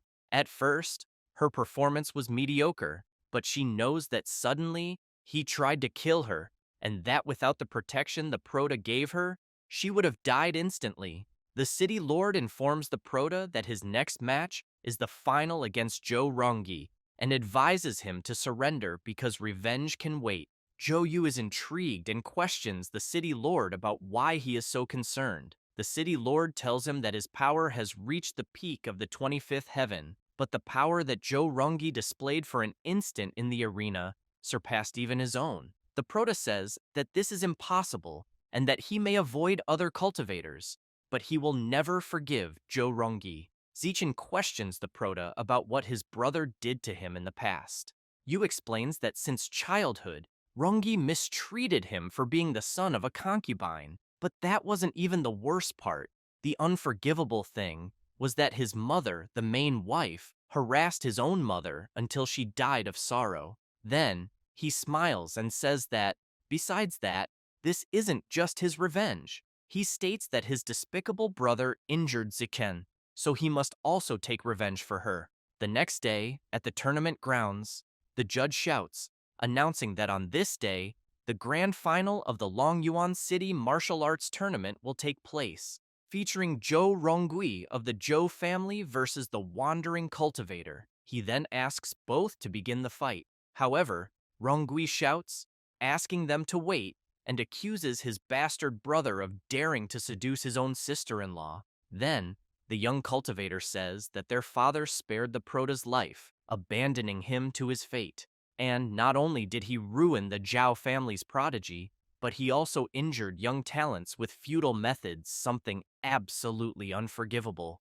Zhou Rongi points his finger at the Prota and declares that the duel they are about to have is an execution of family justice, and that he will put an end to such scum. The members of the Zhou family go wild, cheering for their young master and demanding that he eliminate Zhou Yu once and for all. However, the Prota wastes no time and lands a powerful punch on Rongi's stomach, questioning whether he ever gets tired of talking nonsense. Rongi jumps back and calls the Prota a traitor. Yu makes it clear that the judge had already asked them to start the fight and that he was wasting time spewing nonsense for everyone to hear. Zhou Rongi, furious, unleashes his intense power and shouts that his bastard brother is seeking death. The cultivators, witnessing Rongi's power, are shocked and comment that they thought Yu was already incredibly strong, but they never expected Rongi to be the true genius. Wasting no time, the celestial young master charges at the Prota, who tries to block his brother's strike and immediately realizes that Rongi's power exceeds that of a 20th heaven expert by 100-fold. He quickly wonders if there can be such a vast difference with just 5 levels. Yu is sent flying and immediately states that Rongui couldn't be this strong on his own. He then asks the goddess what technique his brother is using. Tai Bai explains that it's as if a divine possession is channeling the power of another. The Prota is shocked by Tai Bai's response and immediately questions who could be behind this. She points her finger and states that obviously it is Zhou, his greatest enemy. She also finds it hard to believe that he would implant energy into his own son to transmit power to him. The city lord, realizing this, shouts angrily at Zhou Mu, calling him an idiot who has crossed the line. However, the tournament representative urges Lord Tang to calm down, informing him that this technique does not violate the tournament rules. Zhou Rongui, filled with intense energy, lunges at the Prota once more, screaming for him to die immediately. The Prota is concerned, recognizing that this aura is the same as Zhou Mu's. However, he doesn't let himself be intimidated and counters with his explosive slash, creating a massive explosion as their attacks collide. Yu coughs up blood and realizes that Zhou Mu's power is formidable and that Rongi probably isn't even able to channel it properly. His brother smirks and tells him that his attack was strong and forced him to expend a lot of energy, but he also reveals that his father continues to supply him with energy constantly, so he wants to know how the Prota expects to defeat him. Tai Bai urges Yu not to fear a war of attrition and reminds him that his immortal body possesses an inexhaustible supply of energy. The The Prota nods in understanding and activates his continuous regeneration technique. Then, he charges at Rongi, questioning whether he truly believes he possesses the power of the 25th heaven. The young cultivator, startled, wonders how his bastard brother recovered so quickly. Unable to block the incoming attack, he is struck by the Prota's devastating blow. Yu makes it clear to his brother that he already said he is nothing but a dog of Jomu. While lying on the ground, Rongi curses the Prota and vows to kill him. Yu grabs his brother's head, lifts him up, and asks if he is going to surrender. Then, the Prota calls for his goddess's help, saying that he wants to torture him since only she knows such cruel techniques. She becomes excited, switches places with the Prota, and shouts at Jomu, daring him to keep transferring his true chi. She declares that she will absorb everything he transfers. It doesn't take long before the old man Mu realizes that all the energy he has been sending to his son is being absorbed by the bastard. He quickly concludes that he can no longer continue transferring power to his son, as it would only benefit the Prota. Yu then makes it clear to Rongi that their fight is far from over, as they still have unfinished business. The young cultivator, terrified, questions the Prota about what he intends to do. Without mercy, Yu activates his demonic soul torture technique. As he uses his technique, the Prota asks his brother whether he plotted with his own wife. Nearly drained of strength, Rongi weakly confesses that he did. He explains that he ordered his wife to seduce Yu and that, at first, she refused, so he had to convince her. The cultivators overhear this and begin cursing the Zhou family, calling them disgusting and saying that their clan should be wiped out. However, the Prota suddenly notices something strange. He feels an intense bloodlust overwhelming him. When he turns around, he sees Jomu charging at full speed, his 40th heaven power fully unleashed. Yu immediately realizes that this is bad, very bad. He knows that he won't be able to dodge in time, and that if he takes the full force of this attack, he will undoubtedly die.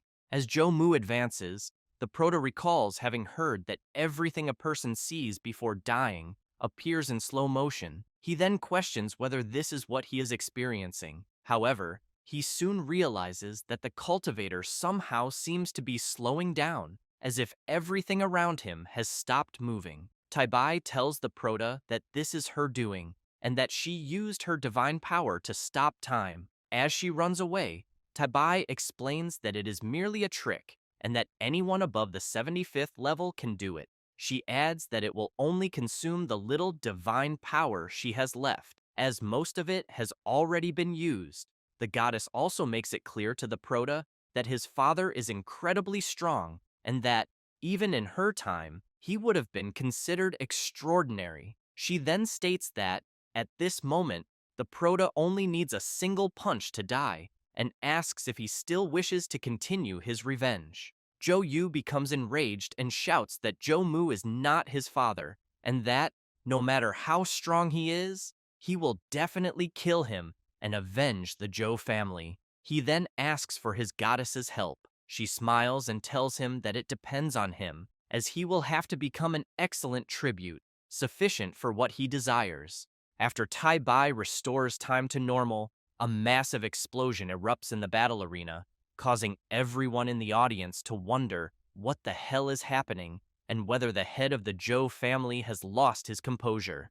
Zhou Mu tries to understand how the Prota managed to escape his lethal strike. Yu realizes that he hadn't expected to be injured just from the impact against the ground, and acknowledges that the old man's strength is truly unfathomable. Zhou Mu becomes even more serious, and tells the Prota that he does not know how he dodged the first time, but he makes it clear that there will not be a second.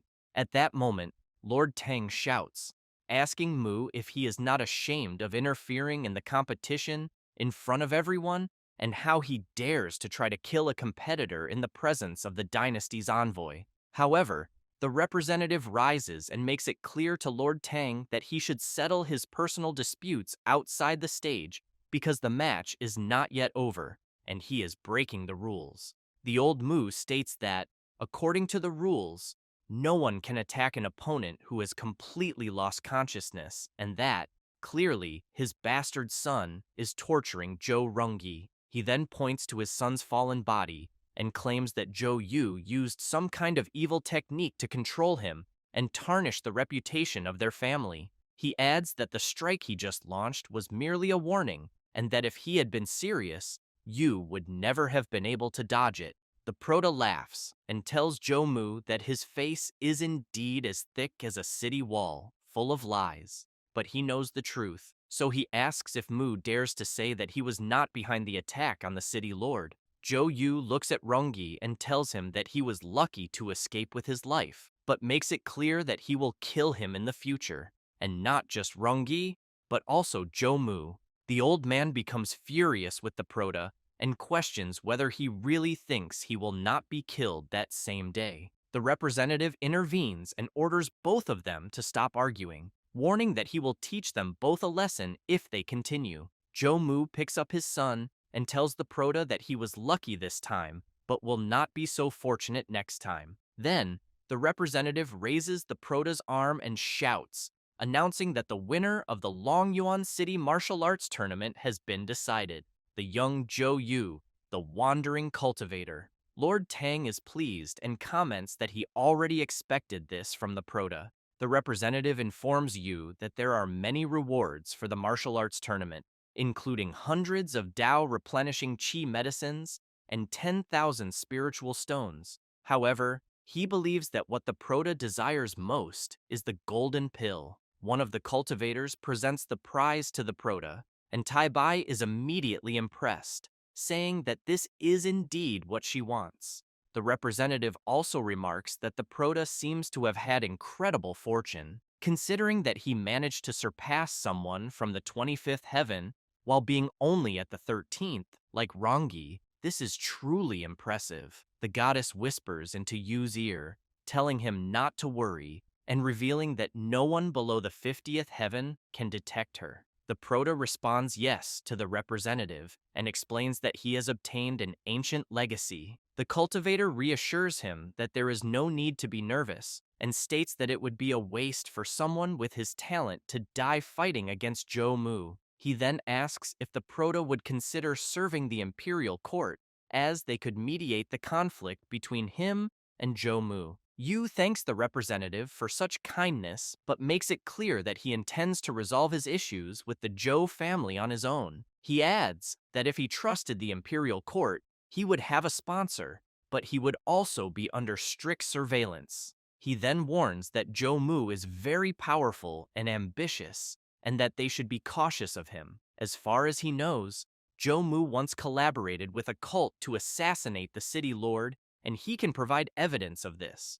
The representative takes a deep breath and says that since this is the Proto's decision, he will not force him. Now that they know Zhou Mu's ambitions, they will be especially vigilant against him in the future. After returning to his residence, the Proto tells Tai Bai that the court mainly favors and tolerates noble families, and that they are completely unreliable. Thus, it seems that he can only trust himself to deal with the Zhou family.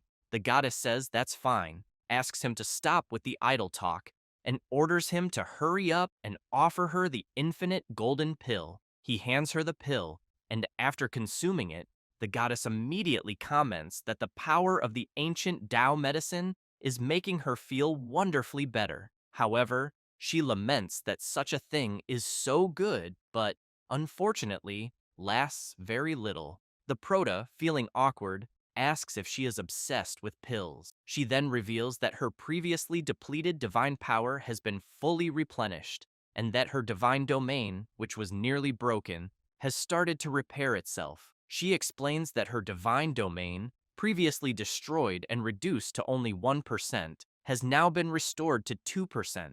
Zhou Yu is astonished and asks if it was really just 1%, considering it was the Tao's principal medicine. However, she embraces the Proto and says she is satisfied with his offering this time, so she will give him a special reward. Later, at the Tang family residence, everyone is gathered. The city lord congratulates the Proto for winning the martial arts tournament.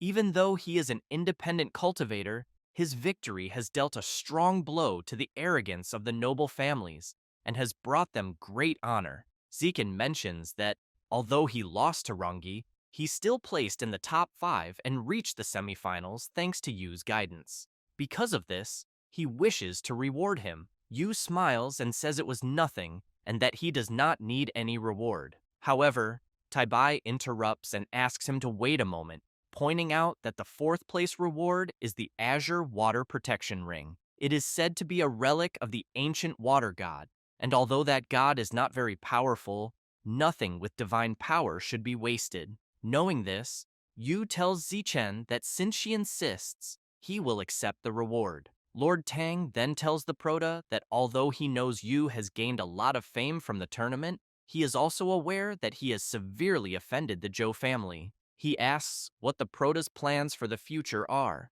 Yu responds that even if the Zhou family wants to find him, he will be too busy to deal with them because he is heading to the fierce demon forest. The old Tang is startled and says that while he knows the Prota is highly skilled, he emphasizes that the depths of the demon forest are extremely dangerous. He then asks if Yu is certain that he can handle such a challenge. Yu shouts that if the city lord is so worried, he can accompany him. The cultivator gets excited, slams the table, and says fine, he is very curious to see the Prota's true strength. He then declares that he will prepare everything so they can depart that very day. With that, they shake hands to seal the agreement, releasing their powers simultaneously. Lord Tang is surprised by Yu's strength, while Yu simply smiles. After releasing their hands, Lord Tang ponders that he used all his strength to compete with the Prota, yet he wonders why Yu's chi feels like a vast ocean, deep and inexhaustible. The old man chuckles and tells the Prota that he is truly remarkable, as even with all his strength, he cannot understand him at all. He adds that with the power the Prota possesses, he could easily travel the world, and that his residence is no longer worthy of supporting him. Yu smiles and replies that the city lord is very kind, and that after being expelled from the Zhou family, it was thanks to his mansion that he was able to recover his cultivation. Ziken and his sister ask the Prota if he truly intends to leave Longyuan City and if he plans to return someday. He makes it clear that he is only leaving for a while and that this is not a definitive farewell. After leaving the Tang residence, the Prota walks through the city and hears many people discussing the events of the tournament. Taibai laughs and says that the entire city is talking about the Zhou family scandal and that they must hate the Prota to death. Yu states that this is only the beginning and that the Zhou family has not yet suffered any real damage, as he knows that the most important thing is to eliminate Zhou Mu. Meanwhile, at the Zhou family residence, Lord Mu is reprimanding his son, calling him useless, saying that he lost to Yu and completely humiliated the family. Rongi apologizes to his father and insists that it was not his fault, as the Prota used some kind of sorcery. With his face battered, Rongi further claims that he was not in control of himself when he said all those things during the match in front of everyone. Furious, Zhou Mu shouts that, in the end, it all happened because Rongi is not skilled enough. Because of this defeat, the Zhou family has become a laughingstock, and their annual revenue will drop by at least 50%. Rongi begins to despair and says that they can always make more money, but he remains Zhou Mu's son, and the Prota has destroyed all his cultivation meridians, leaving him completely paralyzed. He begs his father to save him. Zhou Mu remains thoughtful for a brief moment, then turns and states that he has heard that once someone reaches the 50th heaven, they can bring back the dead and regenerate flesh and bones. He then instructs his son to simply wait in bed until he advances his cultivation and can heal him. Rongi starts screaming, pleading with his father not to abandon him and insisting that he must take revenge. The old man makes it clear to his son that he will definitely eliminate the Prota with his own hands. At that moment, Jing is lurking nearby, thinking that Zhou Mu is truly cruel to abandon his own son. He also considers that inviting a spirit to possess a body can at most increase power by 5 heavens before reaching its limit. Otherwise, it will damage the body's foundation. Jing then forms a magical seal and resolves that he must inform you as quickly as possible about Jomu's plans. Sometime later, the Proto is already in the fierce demon forest, and Jing has informed him about the old Mu's schemes. He realizes that the Elder is truly furious with him, but he knows that, for now, it does not matter. His priority is to increase his own strength. As he ventures deeper into the forest, he reflects that, although the outskirts of the fierce demon forest are rarely visited, some cultivators occasionally appear. However, he knows that no one dares to step into the depths, as the area is shrouded in dense miasma and teeming with powerful demonic beasts lurking in the shadows. He recalls that years ago, several elders from a noble family led a group of elite disciples on a hunt, but not only did they gain nothing, they also lost many people. At that moment, the Proto senses a strange presence and quickly turns around, coming face to face with several serpents staring at him, questioning where he came from and how he dares to venture there while being below the 25th heaven. Yu releases his power and asks the serpents if they can speak the human language. He then adds that perhaps they have appeared at just the right time. With that, he unleashes a powerful strike on one of the serpents. The other, frightened, immediately apologizes to the Proto and begs for mercy. The Proto assumes a serious tone and demands that it answer his questions truthfully. Then, he asks, which is the most powerful demonic beast in the region? The serpent becomes intrigued, wondering if the human is trying to provoke the Demon King. If that is the case, it considers reporting him and finding a chance to devour him later. It reveals that the territory, located a few hundred kilometers west of there, belongs to the Demon King, Ching Chu. The Proto demands that the serpent provide more than just a name, insisting on more details. Terrified, the serpent discloses that Ching Chu is a fox demon skilled in illusions and transformations.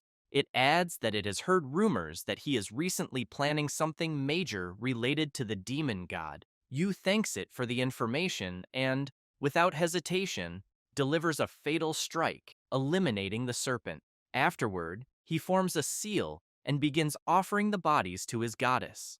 Tai Bai immediately remarks that the serpents had answered his question sincerely, yet he still eliminated them. The Proto laughs and replies that he never promised to spare them.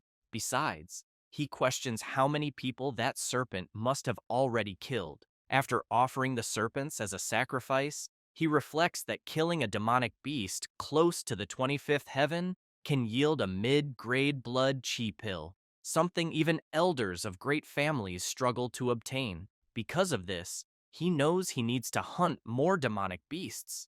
Meanwhile, in a cave, someone reports that the tournament has ended and that the winner was Zhou Yu, the wandering cultivator. Ming Huan smiles and orders his subordinate to continue gathering information on the Proto, as they need to capture him quickly to complete their plan. Back to where the Proto is, he confronts a powerful demonic serpent of the 22nd heaven, which is on the verge of transforming into a flood dragon. Without hesitation, he summons his double-cutting sword and unleashes his catastrophic chaos strike, slicing the serpent in half with ease.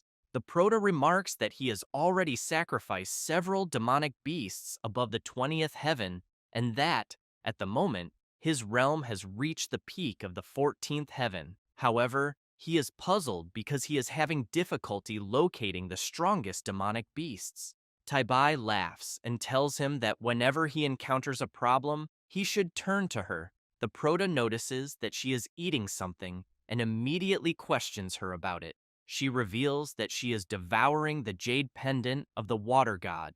The Proto is outraged and asks if she is really eating the pendant that Lady Tang gave him, as if it were a mere biscuit. She laughs and asks if he is reluctant to part with the treasure he received. Tai Bai further comments that the pendant's taste is rather mild, but it is enough to repair the star observatory in her divine domain. The Proto tells her to finish eating before speaking, because she is losing her divine dignity. She then asks the Proto to let her demonstrate her omnipotent divine power, claiming that she will directly reveal what the little demon is doing at that moment. Using her power, she displays an image of Ming-Huan. The Prota is intrigued and asks why there is so much water vapor, as he cannot see clearly. However, Ming-Huan is bathing in a hot spring. As soon as the Prota realizes this, he becomes completely flustered. Tai Bai bursts into laughter and says that Yu is truly lucky.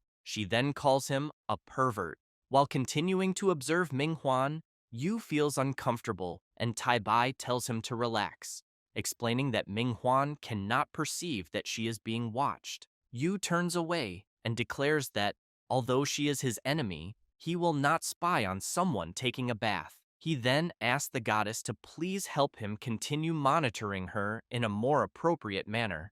Meanwhile, at the hot spring where Ming-Huan is bathing, she thinks about how the Prota made her lose her mask, and that when she captures him, she will not allow him to escape so easily. Tai Bai sees this through her power and tells the Prota that Ming-Huan actually likes him. At that moment, someone arrives to inform Ming-Huan that a human has invaded the palace, demanding to see her. The cultivator becomes furious and asks what the demon generals are doing to allow a mere human to pass.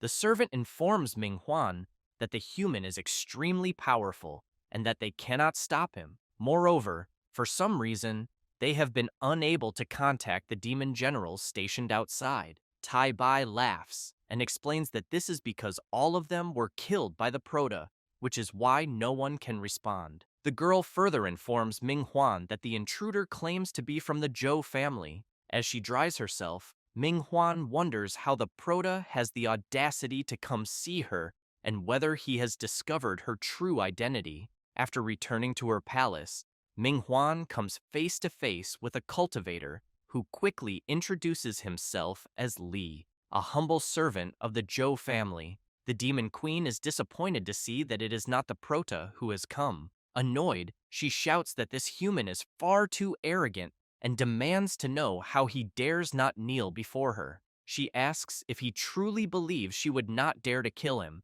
as, to her, the Zhou family means nothing. Li bows respectfully and explains that the demon queen's maid tried to stop him, forcing him to act. He adds that he knows his life is insignificant, but he asks that she do as she pleases with him, after allowing him to deliver a message from his master, Zhou Mu.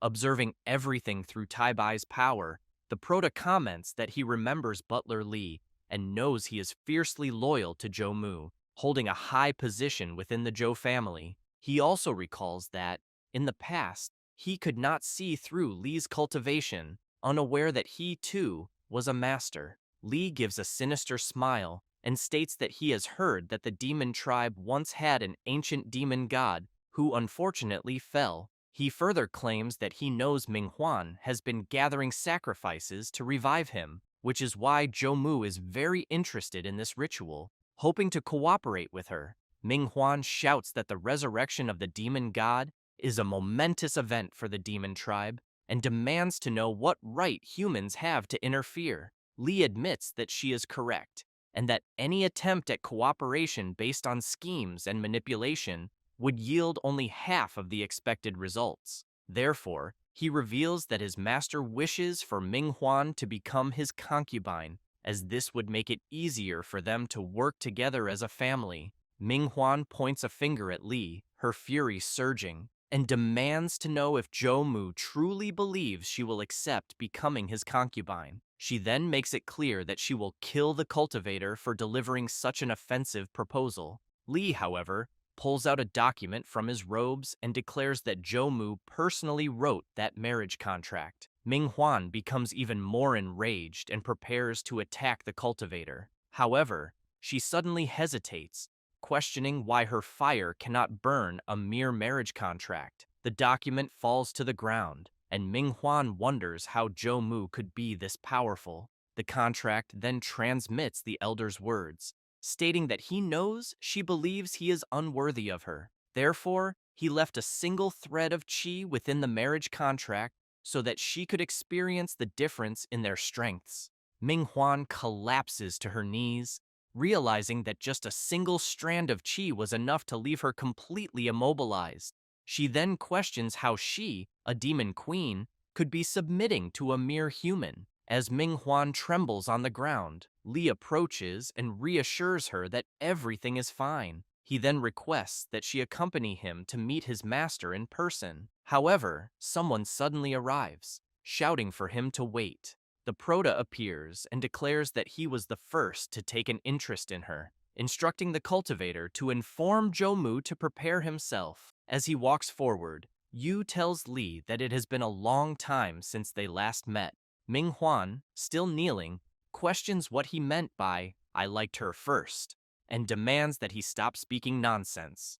The cultivator bows respectfully to Yu and agrees that it has indeed been a long time since their last encounter. However, he makes it clear that Lord Zhou Mu intends to make Ming Huan his concubine, which is a joyous occasion for the Zhou family. He then asks why the Proto is trying to interfere. Yu adopts a serious expression and demands that Li stop with the theatrics. He declares that he severed ties with the Zhou family long ago and that, at this moment, he is Zhou Mu's sworn enemy. The cultivator Li starts speaking in a strange manner, and Tai Bai immediately comments that he seems highly suspicious. The Proto releases his power and reflects that Li is absolutely loyal to Zhou Mu. Moreover, he suspects that the butler believes reconciling with Zhou Mu would benefit the Zhou family. With that in mind, he concludes that, no matter what happens, he must eliminate Li immediately. Li assumes a serious expression and states that it seems young Yu is determined to ruin his master's plans. Saying this, he lunges at the Proto, declaring that if this is Aung Yu's decision, he has no choice but to teach him a lesson in Zhou Mu's name. A fierce battle immediately erupts. While fighting, the Proto notes that both of them are at the 25th heaven, but he quickly realizes that Li's cultivation is 10 times stronger than Rungi's. However, it is still not enough to break through his battle armor. Still, Yu is struck in the arm, and blood begins to flow profusely. Li then summons his divine weapon, the Sword of Justice, and charges at the Proto, claiming that the sword was bestowed upon him by Zhou Mu to punish those who violate justice. Ming Huan is astonished, recognizing that the divine weapon is extremely powerful. Its aura of justice is so intense that it specializes in subjugating evil. She knows that despite Li's inferior cultivation, any divine weapon must be avoided at all costs. Tai Bai warns the Proto that his battle armor is not yet complete. She explains that it will be easily suppressed by the righteous aura of the sword. She then urges Yu to be cautious and avoid being cut. Li increases his speed, shouting that Yu defeated Rungi and insulted Zhou Mu, which, in his view, is an ethical transgression that does not deserve mercy. The Proto dodges his attacks at all costs while countering, asserting that Zhou Mu used his own son to intimidate him and conspired with an assassin sect to annihilate the city lord. Therefore, he is the one who truly deserves punishment. Yu leaps backward and yells at Li, stating that he knows better than anyone how his mother died at the hands of the Zhou family. Finally, he declares that a heartless and unjust dog like him does not deserve to wield the sword of justice. Li begins to feel uneasy and quickly realizes that he is unable to overpower the Proto. He also notices that his Tao seems to be wavering. In that instant, he suddenly realizes that his divine weapon has lost its power. Yu spots an opening and unleashes his powerful 14th heaven technique, Demonic Explosive Fist. Suddenly, something begins emerging from the marriage contract, and an aura shaped like Zhou Mu manifests, questioning how the Proto dares to defy him. Yu turns in shock, initially thinking that it is merely residual energy, but he soon realizes that the pressure it emits is no different from a real body. It's no wonder Ming Huan is too afraid to move. Li falls to his knees, apologizing to his master for his incompetence. Meanwhile, the Proto questions whether he is feeling fear. As he looks at Zhou Mu's spiritual form, he acknowledges that facing him directly terrifies him. However, He then asks himself whether he should use Tai Bai's divine power to evade the attack. He ultimately leaps back and rejects the idea, concluding that his martial path is one of relentless advancement. Even if Zhou Mu himself were standing before him, he would not cower, let alone a mere explosion of energy. With this in mind, he activates his divine weapon projection ability, forges a celestial sword, and charges forward, shouting that he will face it head-on. However, his sword is easily shattered, and he is struck and sent flying. Lee makes it clear to the Prota that his cultivation has already reached its peak, and that, even if this is just an energy burst from his master, you cannot overcome it. Therefore, he should simply admit his mistakes. However, Lee is soon shocked to discover that the explosion of energy created by his master has also been destroyed. As the Prota gathers his cultivation, Ming-Huan realizes that he was actually capable of breaking Zhou Mu's spiritual clone and immediately considers whether she should take this opportunity to strike him down. Meanwhile, as Yu struggles to recover, he notes that that single punch was so powerful that it seemed to have a life of its own, burrowing deep into his body and causing constant internal damage. He realizes that the Imperial Envoy has demonstrated the ability to create life with energy, and that, at the moment, Zhou Mu's attacks also seem to possess life. However, he concludes that he will never lose to him again, and that he will take his revenge. Then, he unleashes the power of the 15th heaven and decides to use all his strength to crush him. Yu stands up, passes by Ming-Huan, and tells her that she was wise not to attack him in that state. The Prota approaches the cultivator and says that, considering the fact that Li did not intimidate him and spared his hand back then, he will spare his life, asking him to surrender. Li makes it clear that this will be impossible, as he has received great kindness from his master and will never betray him. Furious, Yu releases his energy and makes it clear to the cultivator that he will imprison him in the divine domain. Ming-Huan is terrified upon realizing the divine power echoing through the place and wonders if the Prota truly possesses the fierce heritage of a malevolent god. Yu then tells Ming-Huan that he believes they met at the martial arts tournament and that he did not know she liked him so much. She questions the Prota about how he found out and wants to know what he wants there. Yu grabs her and asks why she doesn't try to guess. Then, he says that if Zhou Mu can come there to propose marriage, why couldn't he? However, the Prota steps back and says he was just joking, revealing that he does not like her in that way. However, he wants to know if she would be interested in joining him since she rejected Zhou Mu's offer. Ming-Huan comments that the Prota is also just a mere human, and that she has many demonic generals under her command who eat humans, and that as soon as they see him, they will certainly be hungry. She then questions why they should unite. Yu asks her not to worry about that, and says that all her demonic generals have been killed by him, but makes it clear that they attacked him first.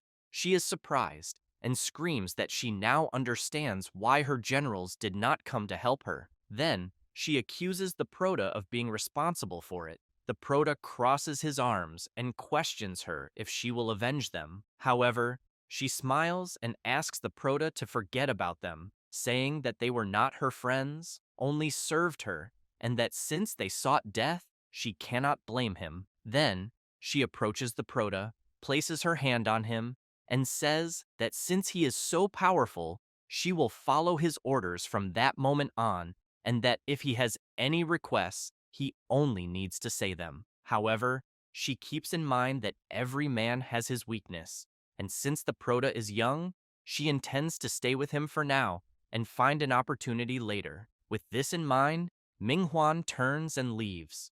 The Prota watches her and comments that she is not easy to deal with.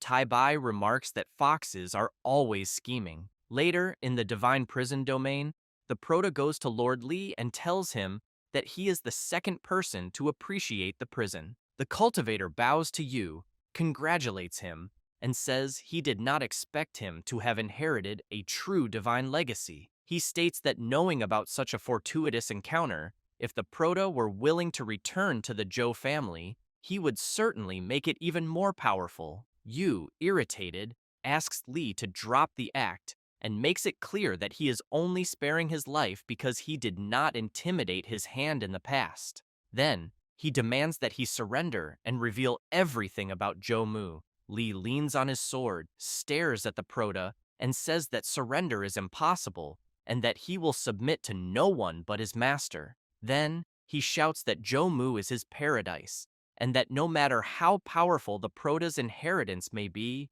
his loyalty belongs only to Mu, for that is the path of loyalty and justice. Yu comments to Taibai that he knows Li is just Mu's lapdog and deserves to die for it, but he states that killing him so easily would not be satisfying. The goddess gives a sinister smile and says she understands that Li worships Mu like a fanatic believer and that his behavioral logic is obviously abnormal. However, there is a way to deal with such fanatics. Saying this, she activates her divine confusion power. Li begins to scream intensely. The Proto wants to know why the cultivator has gone silent and asks if, by any chance, she killed him. Tai Bai explains that, in reality, she merely shattered the cultivator's faith. Lord Li is bewildered and soon begins to question why his faith in his master has completely disappeared and why he worshipped him in the first place. The cultivator Li says he remembers watching Mu grow stronger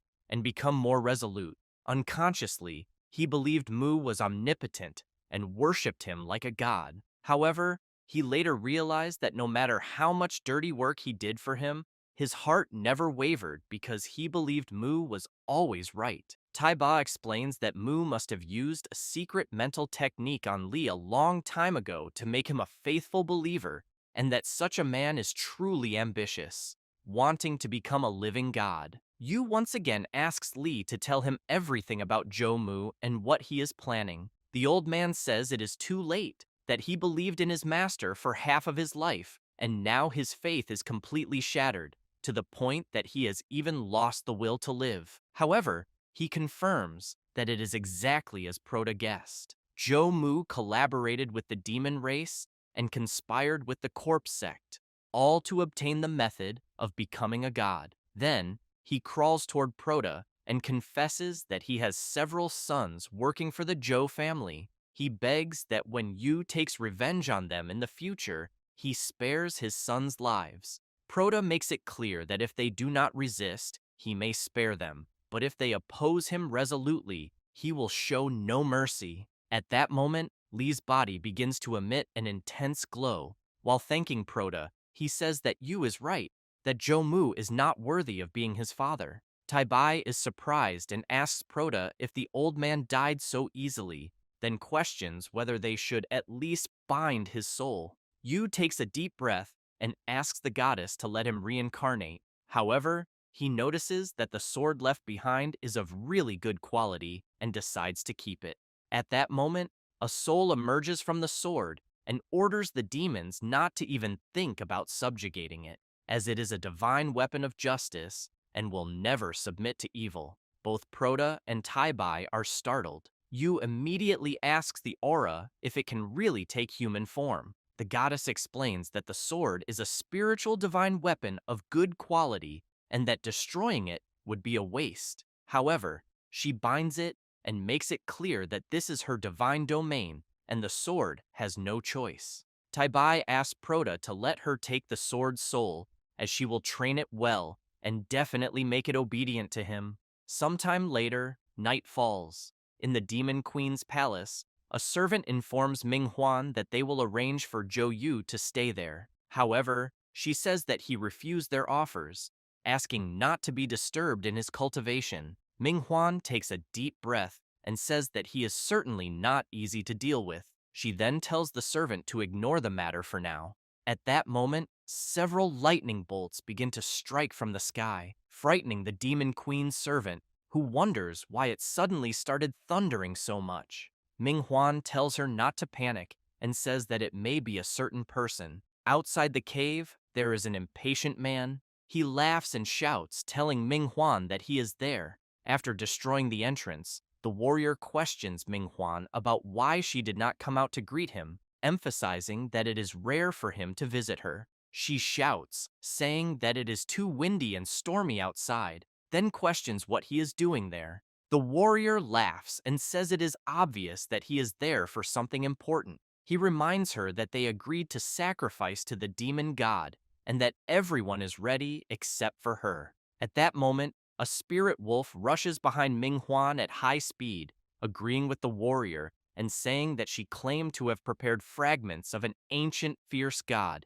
She turns around, startled, and comments that it seems even Kaiming is there. The wolf makes it clear that it is not just him, but also Kui Nui. The warrior adds that Kunpeng and Wu are also present and that they missed her, so they decided to gather. She smiles and says she is quite flattered by everyone's presence. At that moment, Kaiming wants to know why he smells a human and demands that Minghuan explain what the hell is going on. She hesitates and says it is her captive. However, Proto suddenly appears and asks her why the place reeks so much, saying that it is interfering with his cultivation. Quinui immediately realizes that Proto is a human cultivator and wants to know where he came from. Minghuan tries to explain, saying that the cultivator is called Zhou Yu and that, although he is human, he inherited the fierce legacy of a very powerful god. Furthermore, she states that regarding the sacrifice to the demon god, she plans to cooperate with him. Quinui becomes furious and demands to know why she wants to cooperate with a mere human, making it clear that if the legacy is in her hands, she should kill him and take it for herself. Minghuan grabs Prota's arm and tells Quinui that he is her guest, asking him not to say such things so as not to scare him. She then makes it clear that Quinui cannot touch Zhou Yu, or she will be extremely angry. The warrior becomes even more enraged and wants to know why he cannot attack him, asking if she has fallen in love with a mere human. Saying this, he lunges at Prota using his demonic divine technique, Thunder Horn. Yu smiles and comments that these demons are truly brutal and barbaric. Activating the 15th heaven, explosive fist of the gods, he knows he must also demonstrate real strength. Then, both collide with their techniques. Prota sends the warrior flying, who starts crying out in pain from his fist and immediately questions how this is possible, how a mere human can possess such strength. Yu walks to the center, staring at the other demons, and asks if they also want to try or if they are all afraid. Wu Demon, sweating coldly, says that such a young man is truly powerful and that he is qualified to join forces with their demon tribe. However, he adds that the next thing to be discussed is the sacrifice to the demon god, something that is none of Prota's business, and asks him to step out for a moment. Tai Bai comments to Prota that she did not expect such an ancient demon god's boy to not be completely dead. She then says she would like to test his strength. Prota is confused and asks her to be clearer. She explains that he can also join the sacrifice and that she will teach him how to proceed. Yu shouts, asking them to wait, and says that he is also very interested in such a grand event as the sacrifice to the demon god. Moreover, he mentions that he has a high-quality sacrifice to offer. Kai Ming makes it clear to Prota that the demon god has a bad temper and warns that the sacrifices cannot be of low quality, as those who offend the Lord of Evil will have a horrible death. He then asks Prota what good things he has prepared. Yu activates his battle armor. Kai Ming is quite startled, wanting to know what the hell he is doing. Prota explains that this is the sacrifice he prepared for the demon god, the fierce technique of the lost god, the fierce god of battle. He then questions everyone whether the Lord of Evil will enjoy experiencing such a sacrifice. All, terribly frightened, assure Yu that as long as he is prepared, there will be no problems. Wu Demon points out that, in fact, Prota's fierce god technique is quite generous. Meanwhile, Minghuan wants to know what the hell Prota is plotting and if he really intends to sacrifice such a thing. At that moment, Prota starts hearing something in his mind and wonders if someone is trying to transmit a message. He then turns to Minghuan and realizes that it is coming from her. Through her telepathy, she asks him not to worry, stating that, for now, She considers him one of them and will not deceive him. Tai Bai makes it clear to Proda that Ming Huan is truly like a fox, as she deliberately provoked Quinyu to test his abilities. Yu says that it does not matter and that it would be difficult to deal with all those demons at once. Wu Demon says it is fine and that, since everything is ready, he will teleport everyone to the sacrificial demon world. As they fly through the sky, the other demons ask Kunpeng not to move so fast. The demon bird laughs and says that everyone is flying too slowly, and that he even slowed down a bit. Kaiming makes it clear to Kunpeng that unlike him, they are not bird demons, and that flying consumes a lot of true chi. He adds that only upon reaching the 50th heaven can one fly freely through the air. Kunpeng keeps laughing and says that he comes from the lineage of ancient demon birds, and that one of his wings can fly 90,000 miles. He also claims that in his domain, no one can catch up to him. At that moment, Proda passes in front of Kunpeng and says that this is how one flies using true chi. He emphasizes that it is his first time, and that, although it was a bit uncomfortable at first, it now feels quite liberating. Kunpeng becomes furious, flies faster, and thinks that this is impossible, questioning how he could be overtaken by a mere human in the realm of the 15th heaven. However, Yu keeps up with him effortlessly. The demon bird quickly realizes this and begins to wonder what the hell is happening, as he is already flying at full speed, but still cannot shake off the mere human. Proda understands that this type of long-distance flight consumes true chi, but he also knows that it is a good way to cultivate, as he can feel the chi flowing more harmoniously through his body. After flying for a while, they soon spot something. As soon as they arrive, Kunpeng informs Proda that they have reached the demon god's altar. Once the others arrive, they begin ascending toward the altar. In front of a massive statue, Wu Demon asks everyone to bring out the sacrifices they will offer, as he will configure the sacrificial matrix. Kui Nui wants to know why they cannot sacrifice live humans, as he has captured many in his cave. Kaiming makes it clear that sacrificing humans is too risky, as it can easily attract human cultivators. Kunpeng says that the treasure he is holding was forged after massacring an entire human city, and that the demon god will definitely be satisfied, granting him rewards. Proda extends his hands and says that the fist technique he is sacrificing has crushed countless demon heads, but he wants to know if the demon god will not mind that.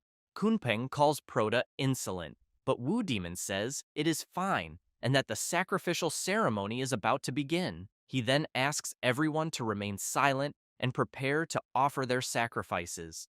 A powerful energy begins to form around the massive statue. Proda immediately asks Tai Bai if she knows anything about this so-called demon god, as he has heard that it was a powerful being of the demon tribe, fierce and nearly unbeatable. She laughs and says that such a demon challenged her when she was reaching the 90th heaven, but she cut off one of his tails, and after that, he fled. Since he was not a threat, she did not bother chasing him. Wu Demon forms a demonic seal, spreads his arms, and declares that he offers all sacrifices to the great and invincible demon lord. A magic circle appears beneath Proda's feet, making him uneasy. Wu Demon then orders everyone to quickly pour in their true chi and trap the human to finally refine him into a single sacrifice.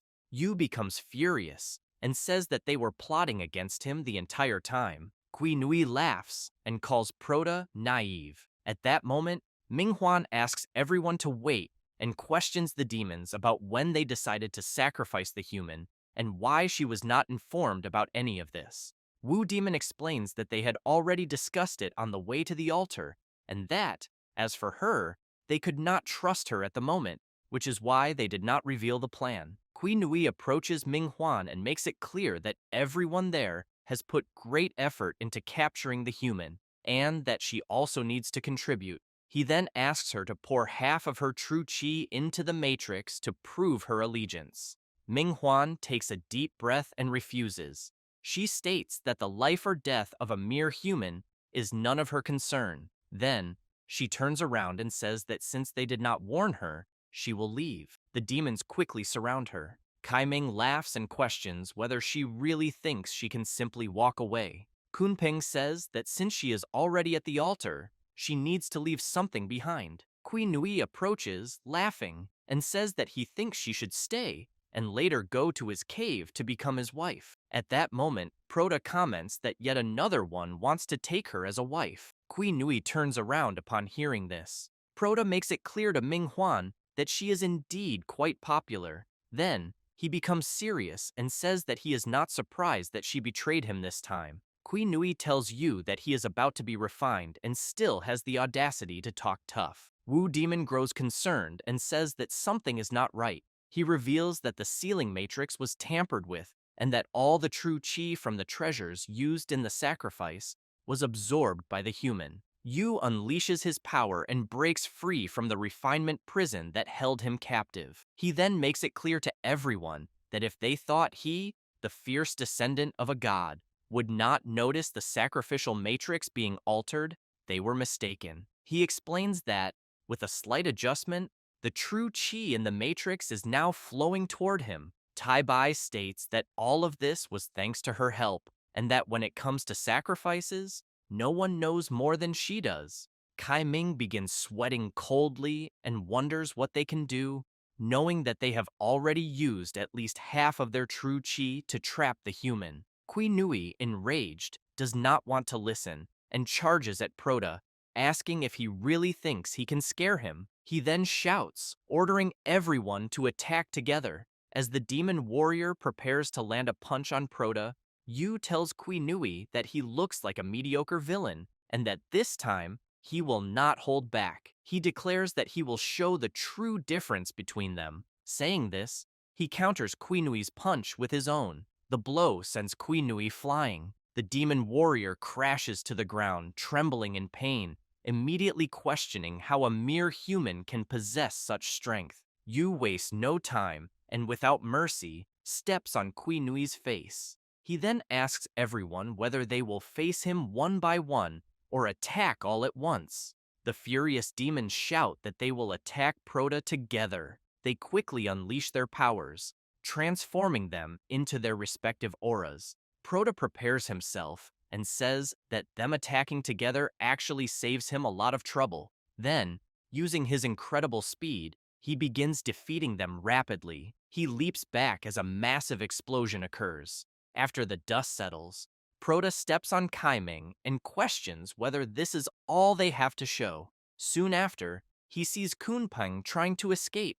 The demon bird thinks that it is better to live to fight another day, but knows that he is exhausting his essential chi to fly at full speed, several times faster than sound, and that there is no way Proda can catch up to him. However, Proda suddenly appears and asks where he thinks he is going. He then delivers a powerful kick to Kunpeng, sending him crashing into the ground. Upon returning to the altar, Proda remarks that the demon bird had been boasting about wiping out an entire human city and concludes that, for that reason, he will take revenge. Ming Huan takes a deep breath and, looking at Yu, thinks that she made the best decision by not betraying him. Otherwise, she would already be dead. However, she suddenly feels something strange and immediately looks at the statue. The sculpture becomes stern and begins asking who dares to disturb its altar. Yu, standing before the massive statue,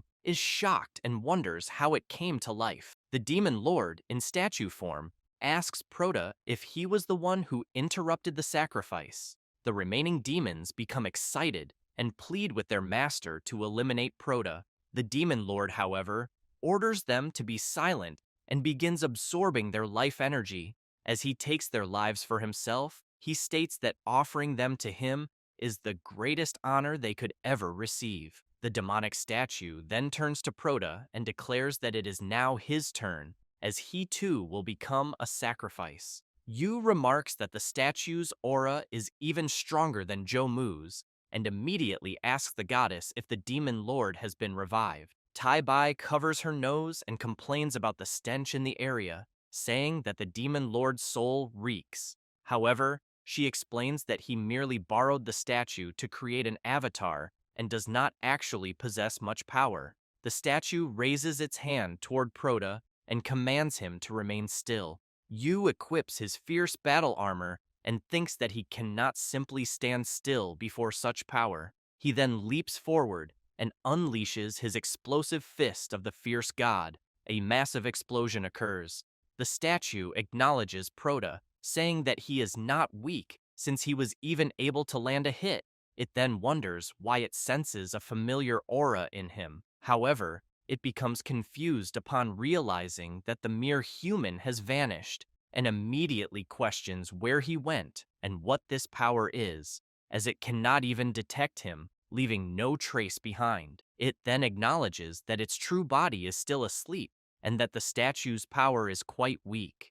As its strength begins to dissipate, it declares that it will allow Proto to escape this time. After returning to the demonic forest, Tai Bai explains that her divine ability, Luo's Shift, is completely undetectable. The Proto wants to know why she interrupted him in the middle of a fight. She explains that the demon lord is full of evil, and if he keeps feeling such things, he'll become ill, and that there was no need for the Proto to worry about him. Ming Huan, confused, asks young Zhou Yu how he teleported her there and why he offended the demon god lord. He laughs and says he didn't necessarily offend him, since the demon god only had time to absorb the blood chi of the demon kings, and that he took all their interspatial treasures, which might contain something valuable. Ming Huan is impressed and says that, unlike her, those demon kings were getting rich. The Proto takes a deep breath and says that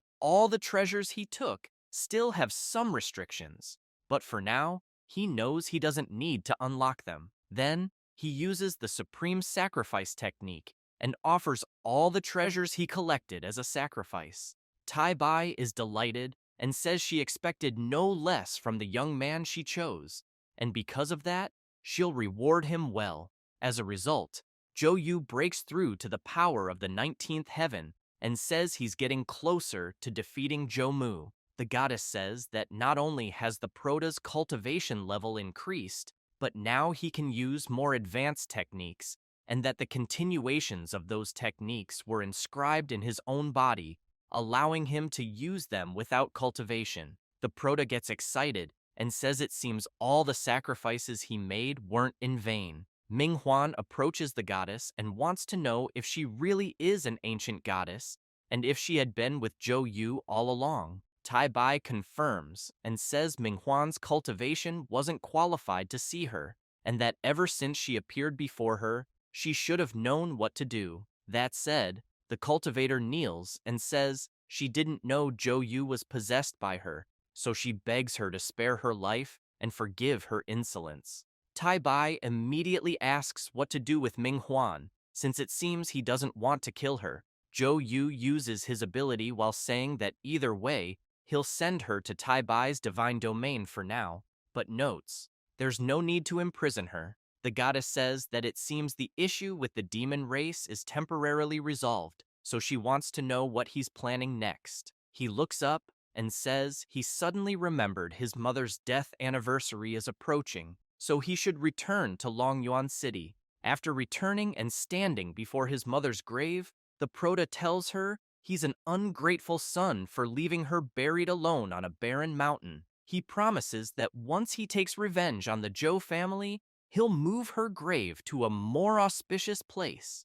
At that moment, someone says that if his mother were still alive, she wouldn't want him to throw his life away. The Proto gets up startled, realizing Zhou Mu is there, and immediately says he's not qualified to speak about his mother. He then wants to know how he knew he was there. Zhou Mu makes it clear that the Proto's mother was always one of his concubines, and that he clearly remembers her death anniversary, so he figured Zhou Yu would come. Zhou Yu quickly tells the old man to shut up. However, Zhou Mu says he sent old Li to the fierce demonic forest to propose marriage, but apparently he vanished, and that the Proto must have interfered and ruined his plans. Zhou Yu laughs and says he doesn't care what he thinks. He then wants to know how someone his age is still proposing marriage to the demon tribe, and if he's not afraid of what people will say. Mu's expression turns sinister, and he says he'll give the Proto one more chance if he kneels and admits his mistakes, even saying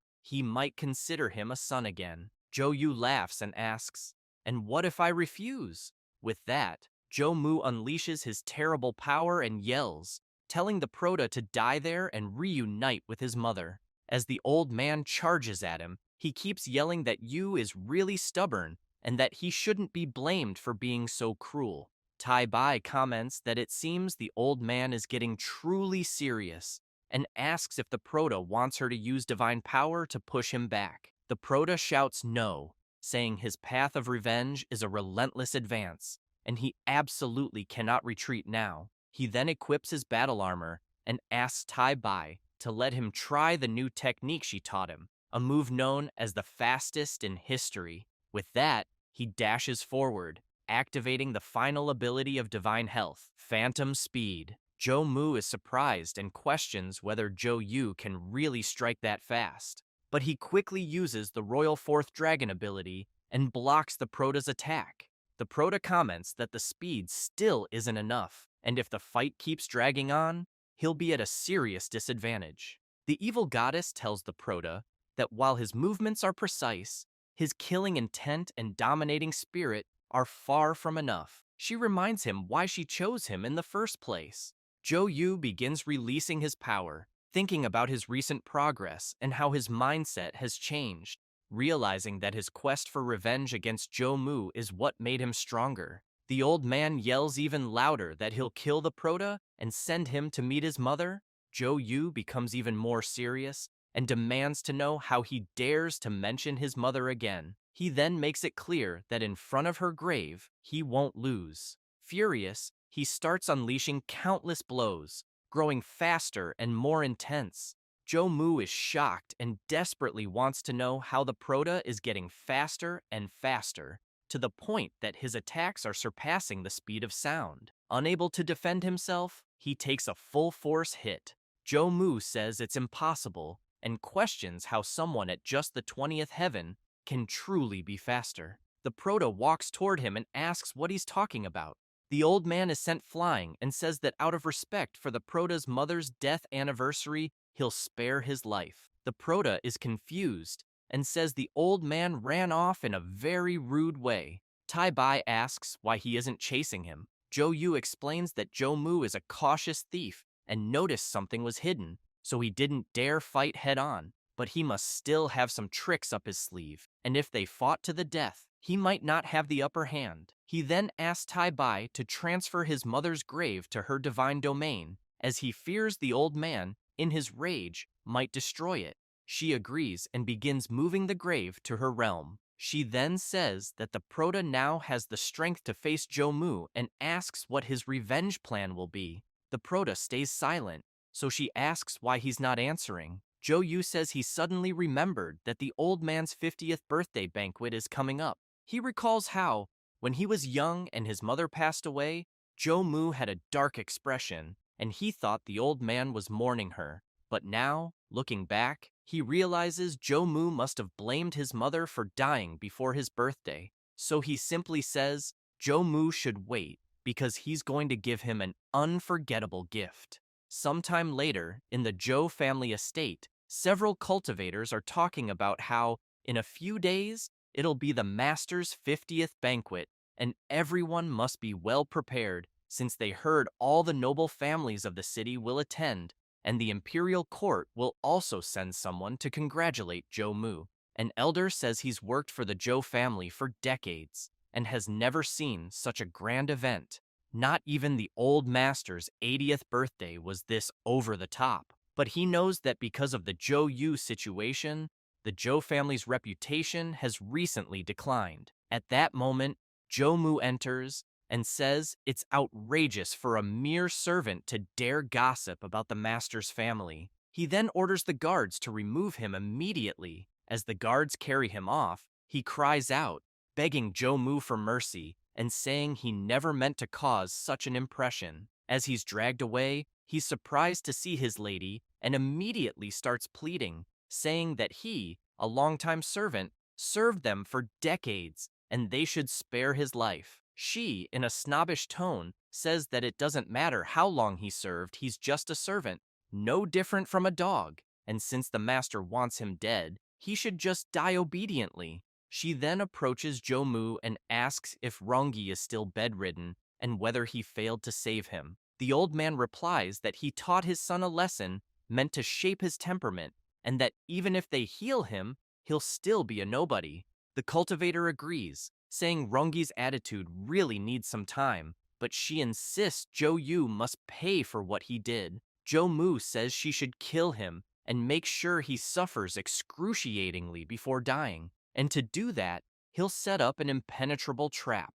If Zhou Yu dares to show up, he'll die without leaving a corpse to bury. Later, on the day of Zhou Mu's birthday banquet, there's a large crowd. One person asks if the dishes really include wolf meat and demon beast sword mane. Another comments that they thought the Zhou family's business would have suffered, but clearly, they still have deep reserves. A cultivator says he didn't expect Brother Yang to show up too. It seems the Zhou family's influence surpasses even the city lord's mansion. When Lord Tang arrives with his daughter, she remarks that Zhou Mu deliberately placed their mansion in such a remote spot, and it seems he has ill intentions.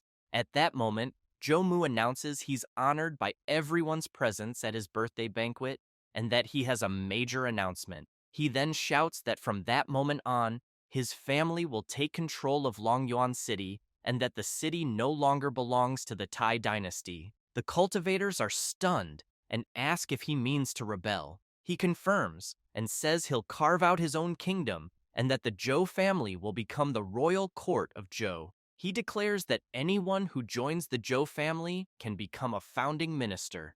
Zijin asks her father what they should do. He replies he never expected Zhou Mu to be so reckless and tells her to look for a chance to escape later. Zhou Mu keeps shouting, saying he's giving all the noble families there the chance to pledge loyalty to the Zhou family, promising they won't be mistreated. At that moment, the head of the Yang family says that while they usually don't care much for the city lord or the imperial court, that doesn't mean they'll follow him in rebellion. He adds that Zhou Mu is suddenly forcing everyone to join this scheme and asks if he plans to subjugate all the noble families present. Zhou Mu is surprised and asks Yang Su if he truly dares to defy him. Yang Su turns around and says yes, his family won't follow him into ruin, and the imperial court treats them with great respect. He demands to know what Zhou Mu can do about it, but the old man from the Zhou family becomes furious and unleashes his power, hitting Yang Su in the chest and slamming him hard to the ground. Zhou Mu then coldly asks if everyone still isn't convinced. Immediately, several cultivators kneel, thinking Zhou Mu is truly arrogant and that if they don't agree right now, they might end up like the head of the Yang family. Zhou Mu comments that he knows they're still unconvinced, which is why he'll now show them another trick, something that will be the foundation of his claim to the throne. As someone wheels in his injured son, Lord Mu says that his son, Zhou Rongui, was beaten by the Prota and left paralyzed with destroyed meridians. He then channels his power into his son, who suddenly stands up excitedly, asking if his cultivation really returned. The cultivators are shocked and immediately start questioning whether Zhou Mu can really repair damaged meridians so easily, what kind of cultivation technique that could be, and if perhaps the old man has reached the power of the 50th heaven. If so, then he could indeed establish a new kingdom. At that moment, energy begins radiating from the cultivators.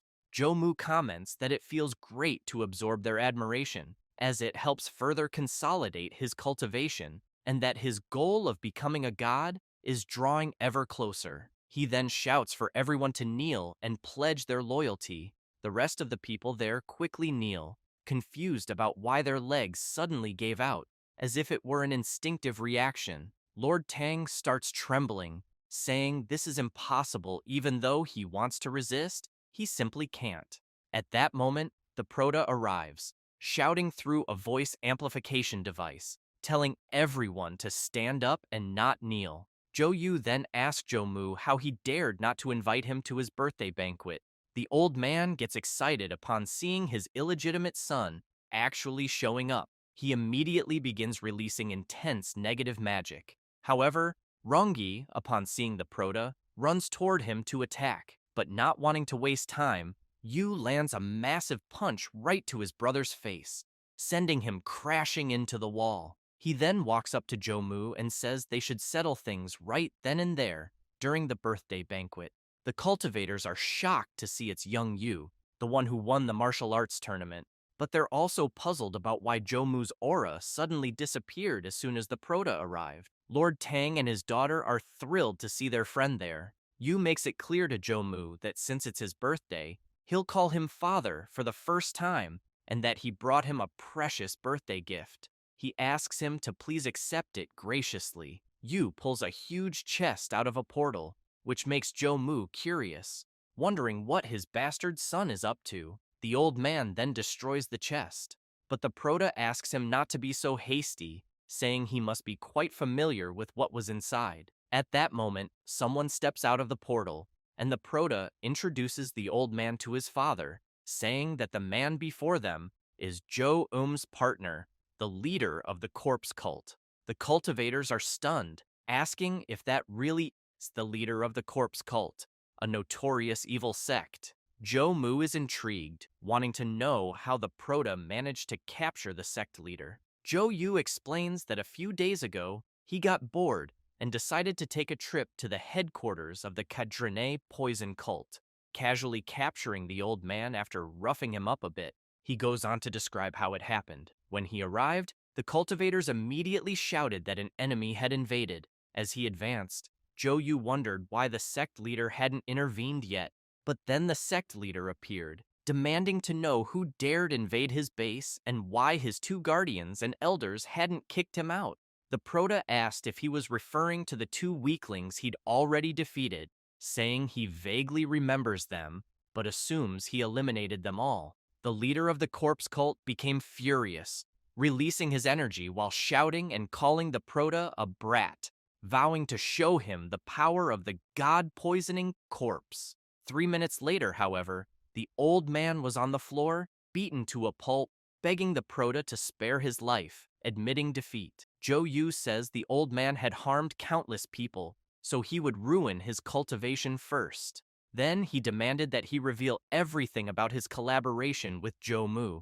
Back at the banquet, the leader of the corpse cult begins confessing that Jo-mu had worked with their cult, hiring them to do his dirty work, including ordering an assassination attempt on the city lord, along with numerous kidnappings and poisonings. The old man continues, saying that Jo-mu also coveted the cult's secret records about the corpse god, and that his alliance with them was really just to learn how to become a god. At that moment, Jo-mu loses it and unleashes a powerful attack against the leader of the corpse cult. He then tells everyone not to believe such nonsense, claiming it's just young Jo-yu trying to deceive them. The Prota laughs and calls his father ruthless, saying he killed the sect leader, even though they were old friends. He then asks if he's feeling even a shred of guilt. Jo-mu says the Prota is too weak, and instead of talking so much, he should show what he's really made of. Jo-yu makes it clear that he will, but suggests they take it outside since there are too many people present. They soon soar above the Jo family estate.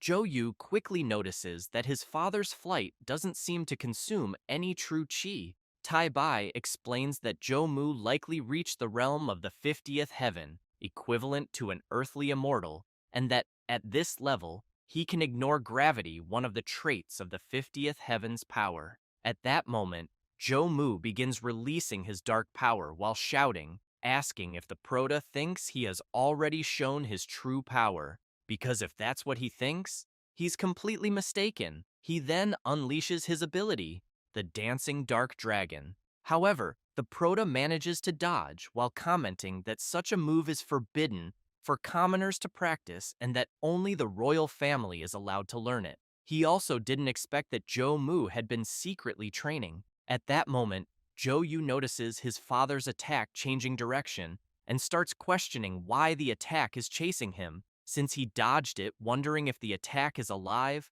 or if it might be a characteristic of the 50th heaven realm. Jomu shouts that, in the 40th heaven realm, the Proto is already capable of creating true QI beings, but emphasizes that his bastard son's realm is too low to even imagine that.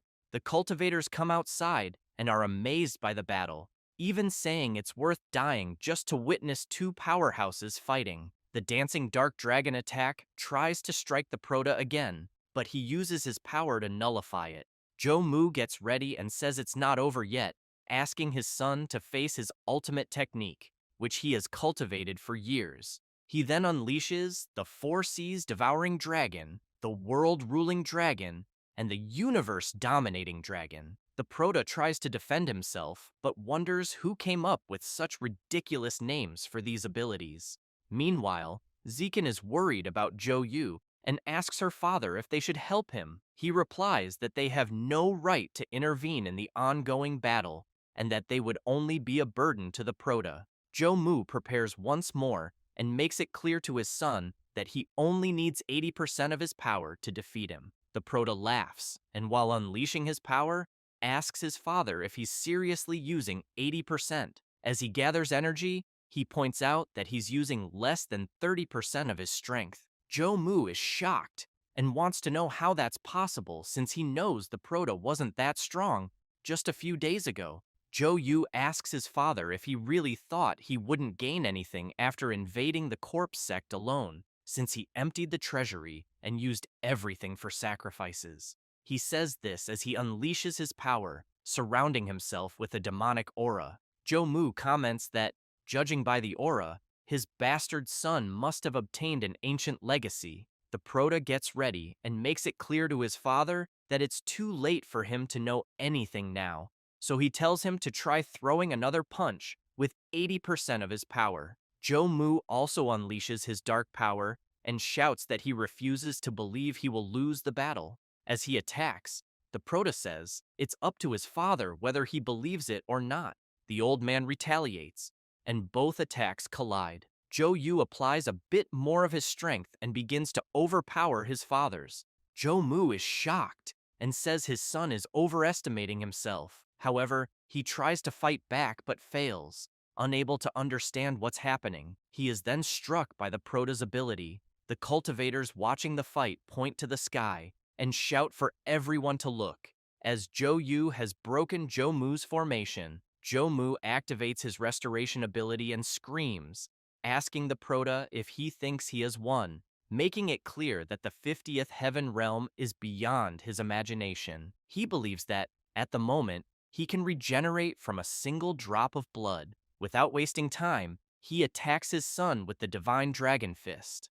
The Proto keeps blocking the attacks and wonders what's the point of his father splitting into so many, since he knows each one is weak enough to be defeated individually. Jomu explains that the move was just a distraction to buy time for a full recovery. He then shouts that as long as his true QI isn't exhausted, he is immortal. Yu comments to Taibai that this is going to be a problem and it will take a while to eliminate him. She wants to know if Jomu dares act so arrogantly in the 50th heaven realm and, because of that, she will teach a special move to deal with immortals. The Proto wastes no time and charges at his father, hitting him with the celestial true QI sealing technique. Jomu panics and says what's happening is impossible because he can't feel his cultivation, and then he begins to fall, crashing hard onto the ground. He quickly gets up and, looking at his body, says it's impossible, questioning how he could fall like an ordinary person,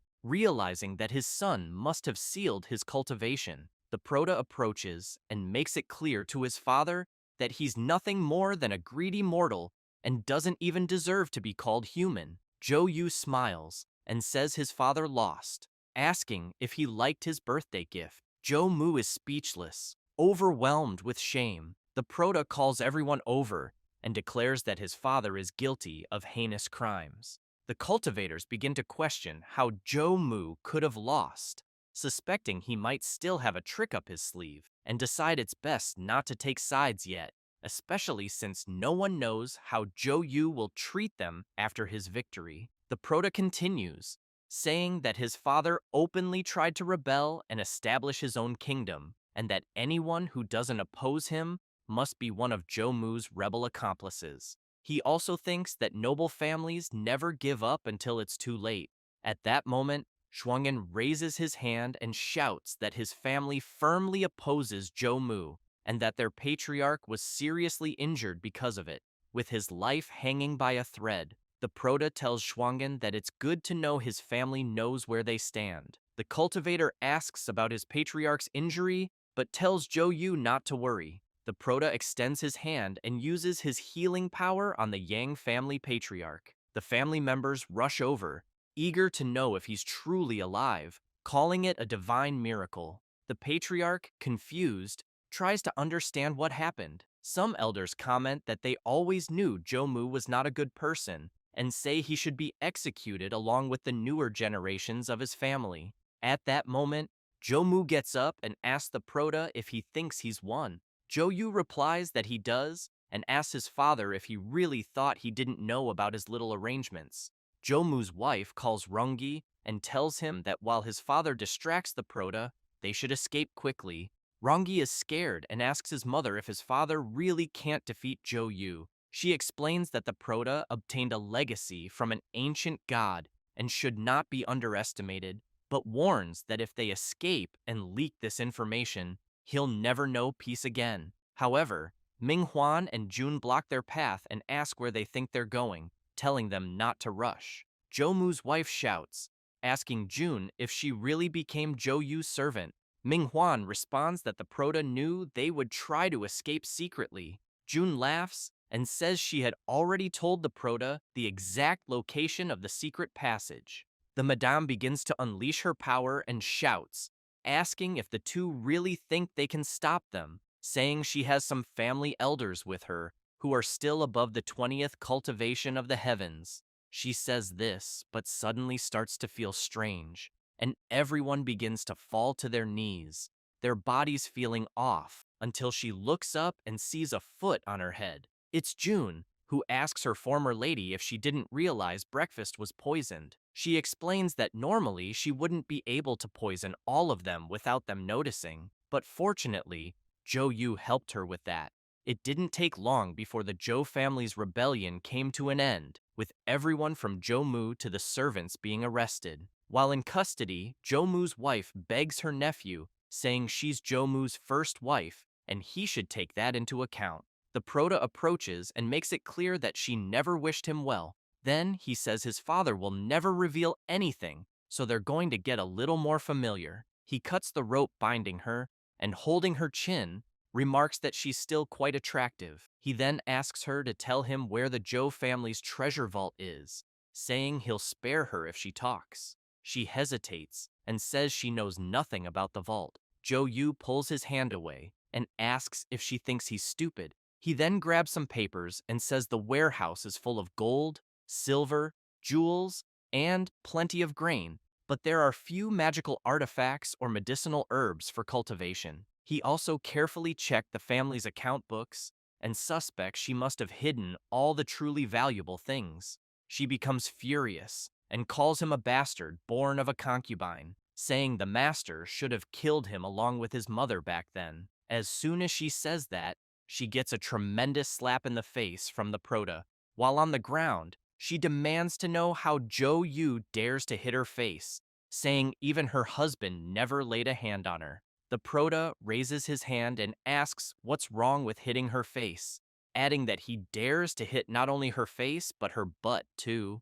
With that, all that can be heard are screams in the distance. She starts yelling that she was wrong and begs him to spare her life. Then she reveals that the treasure vault he mentioned does exist, but only Jo-mu knows how to open it. Jo-yu is intrigued and thinks that it seems he won't be able to avoid dealing with Jo-mu, but he knows Jo-mu is strong and regular. Brainwashing won't work, so, to break his will, he'll need the help of Ming-hwan and Jun. Meanwhile, Jo-mu and Rongi are locked up somewhere. Rongi, worried, tells his father that the Prota has kept them imprisoned for days and wants to know when someone will come rescue them. The old man tells his son to be quiet and not to count on uncertain things.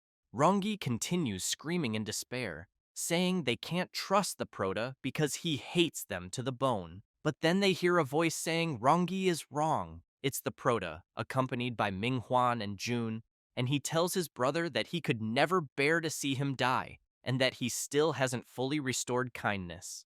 Mu sees Jun hugging his son and yells that she was the one who betrayed him, and that her leader is dead, so she shouldn't even have the courage to keep living. Jun says Mu only used her leader as a tool, so how dare he criticize her? She adds that a wise man knows when to yield, and advises him to surrender to Yu.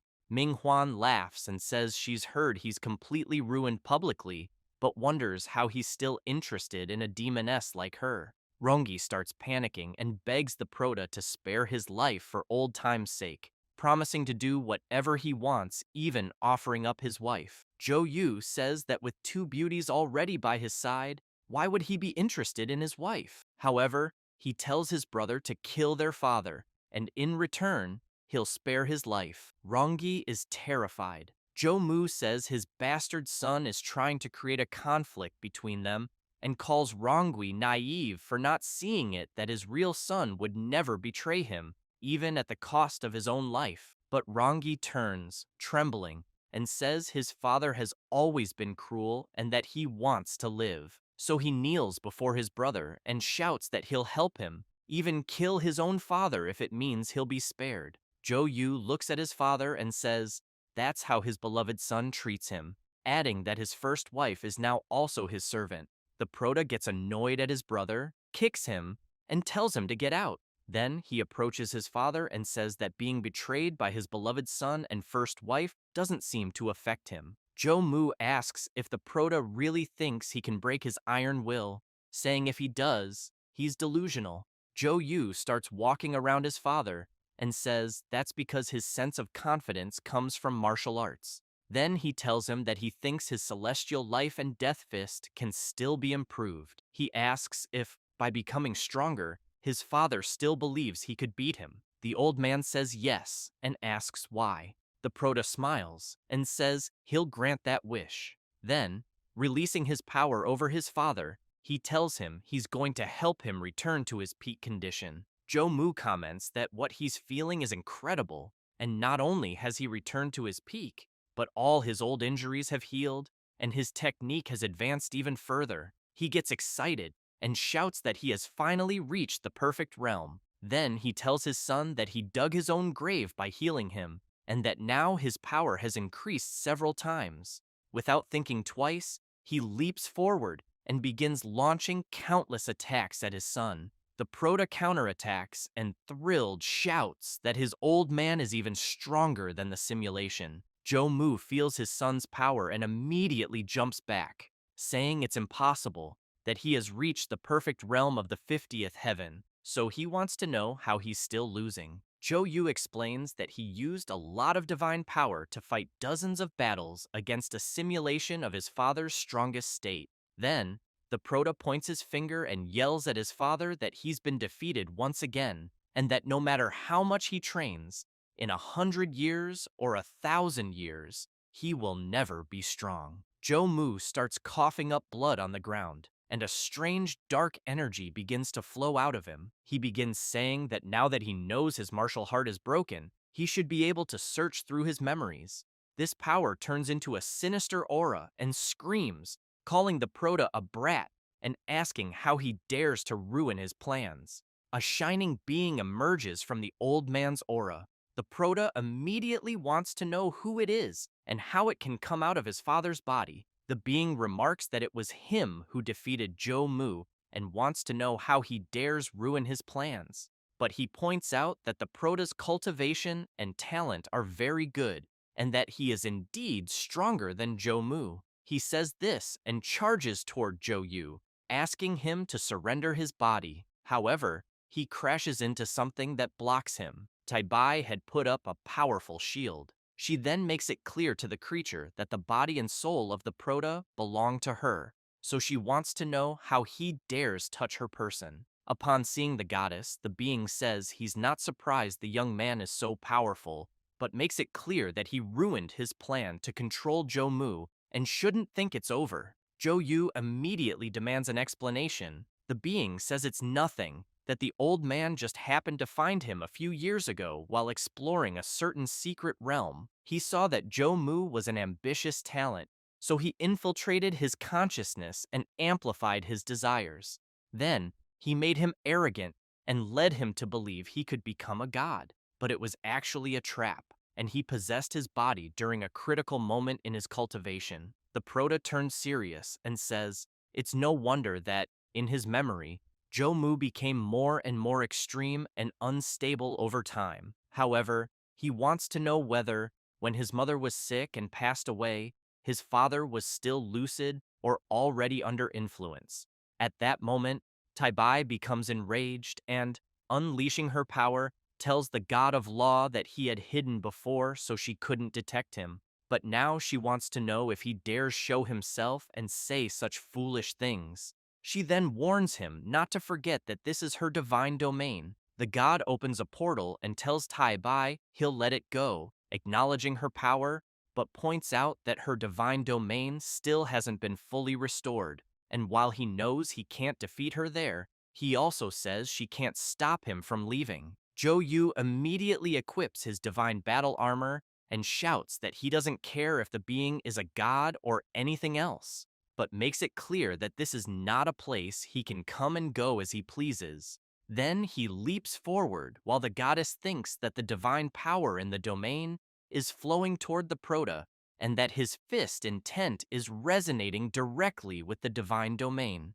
As he escapes, the god of law leaves behind a massive magic shield, shouting and asking the Proto if he really thinks he can hurt a god, claiming to be the great omniscient and omnipotent god. Jo-yu doesn't care at all, and, activating his perfect realm ability, God Slayer, punches the magical shield, easily shattering it. He then becomes curious, wondering if he really eliminated the god. Tai-bai says no, that he most likely took the opportunity to escape, but she emphasizes that Jo-yu is in an incredible state, as he even wounded the soul of a god.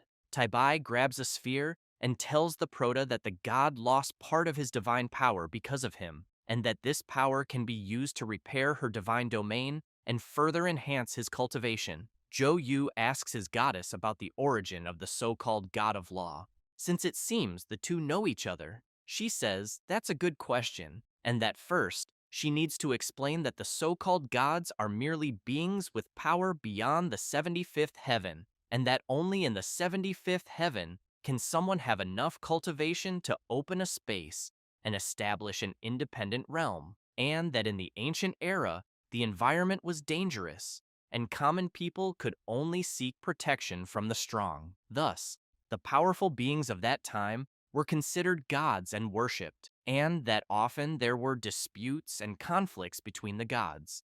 But the god of law was very special even among them, and that he claimed to be the only god, causing destruction and disasters everywhere. And to demonstrate his divine power, he specifically killed all the firstborn children of a certain country. The Proto is impressed and asks who was stronger between her and him. Tai-bai says that back then, she was obviously superior. Jo-yu gets confused by her saying back then, so he wants to know about now. She gets furious and shouts, explaining that she is still recovering her power. Then she demands that he hurry up and find more sacrifices so she can fully restore her strength.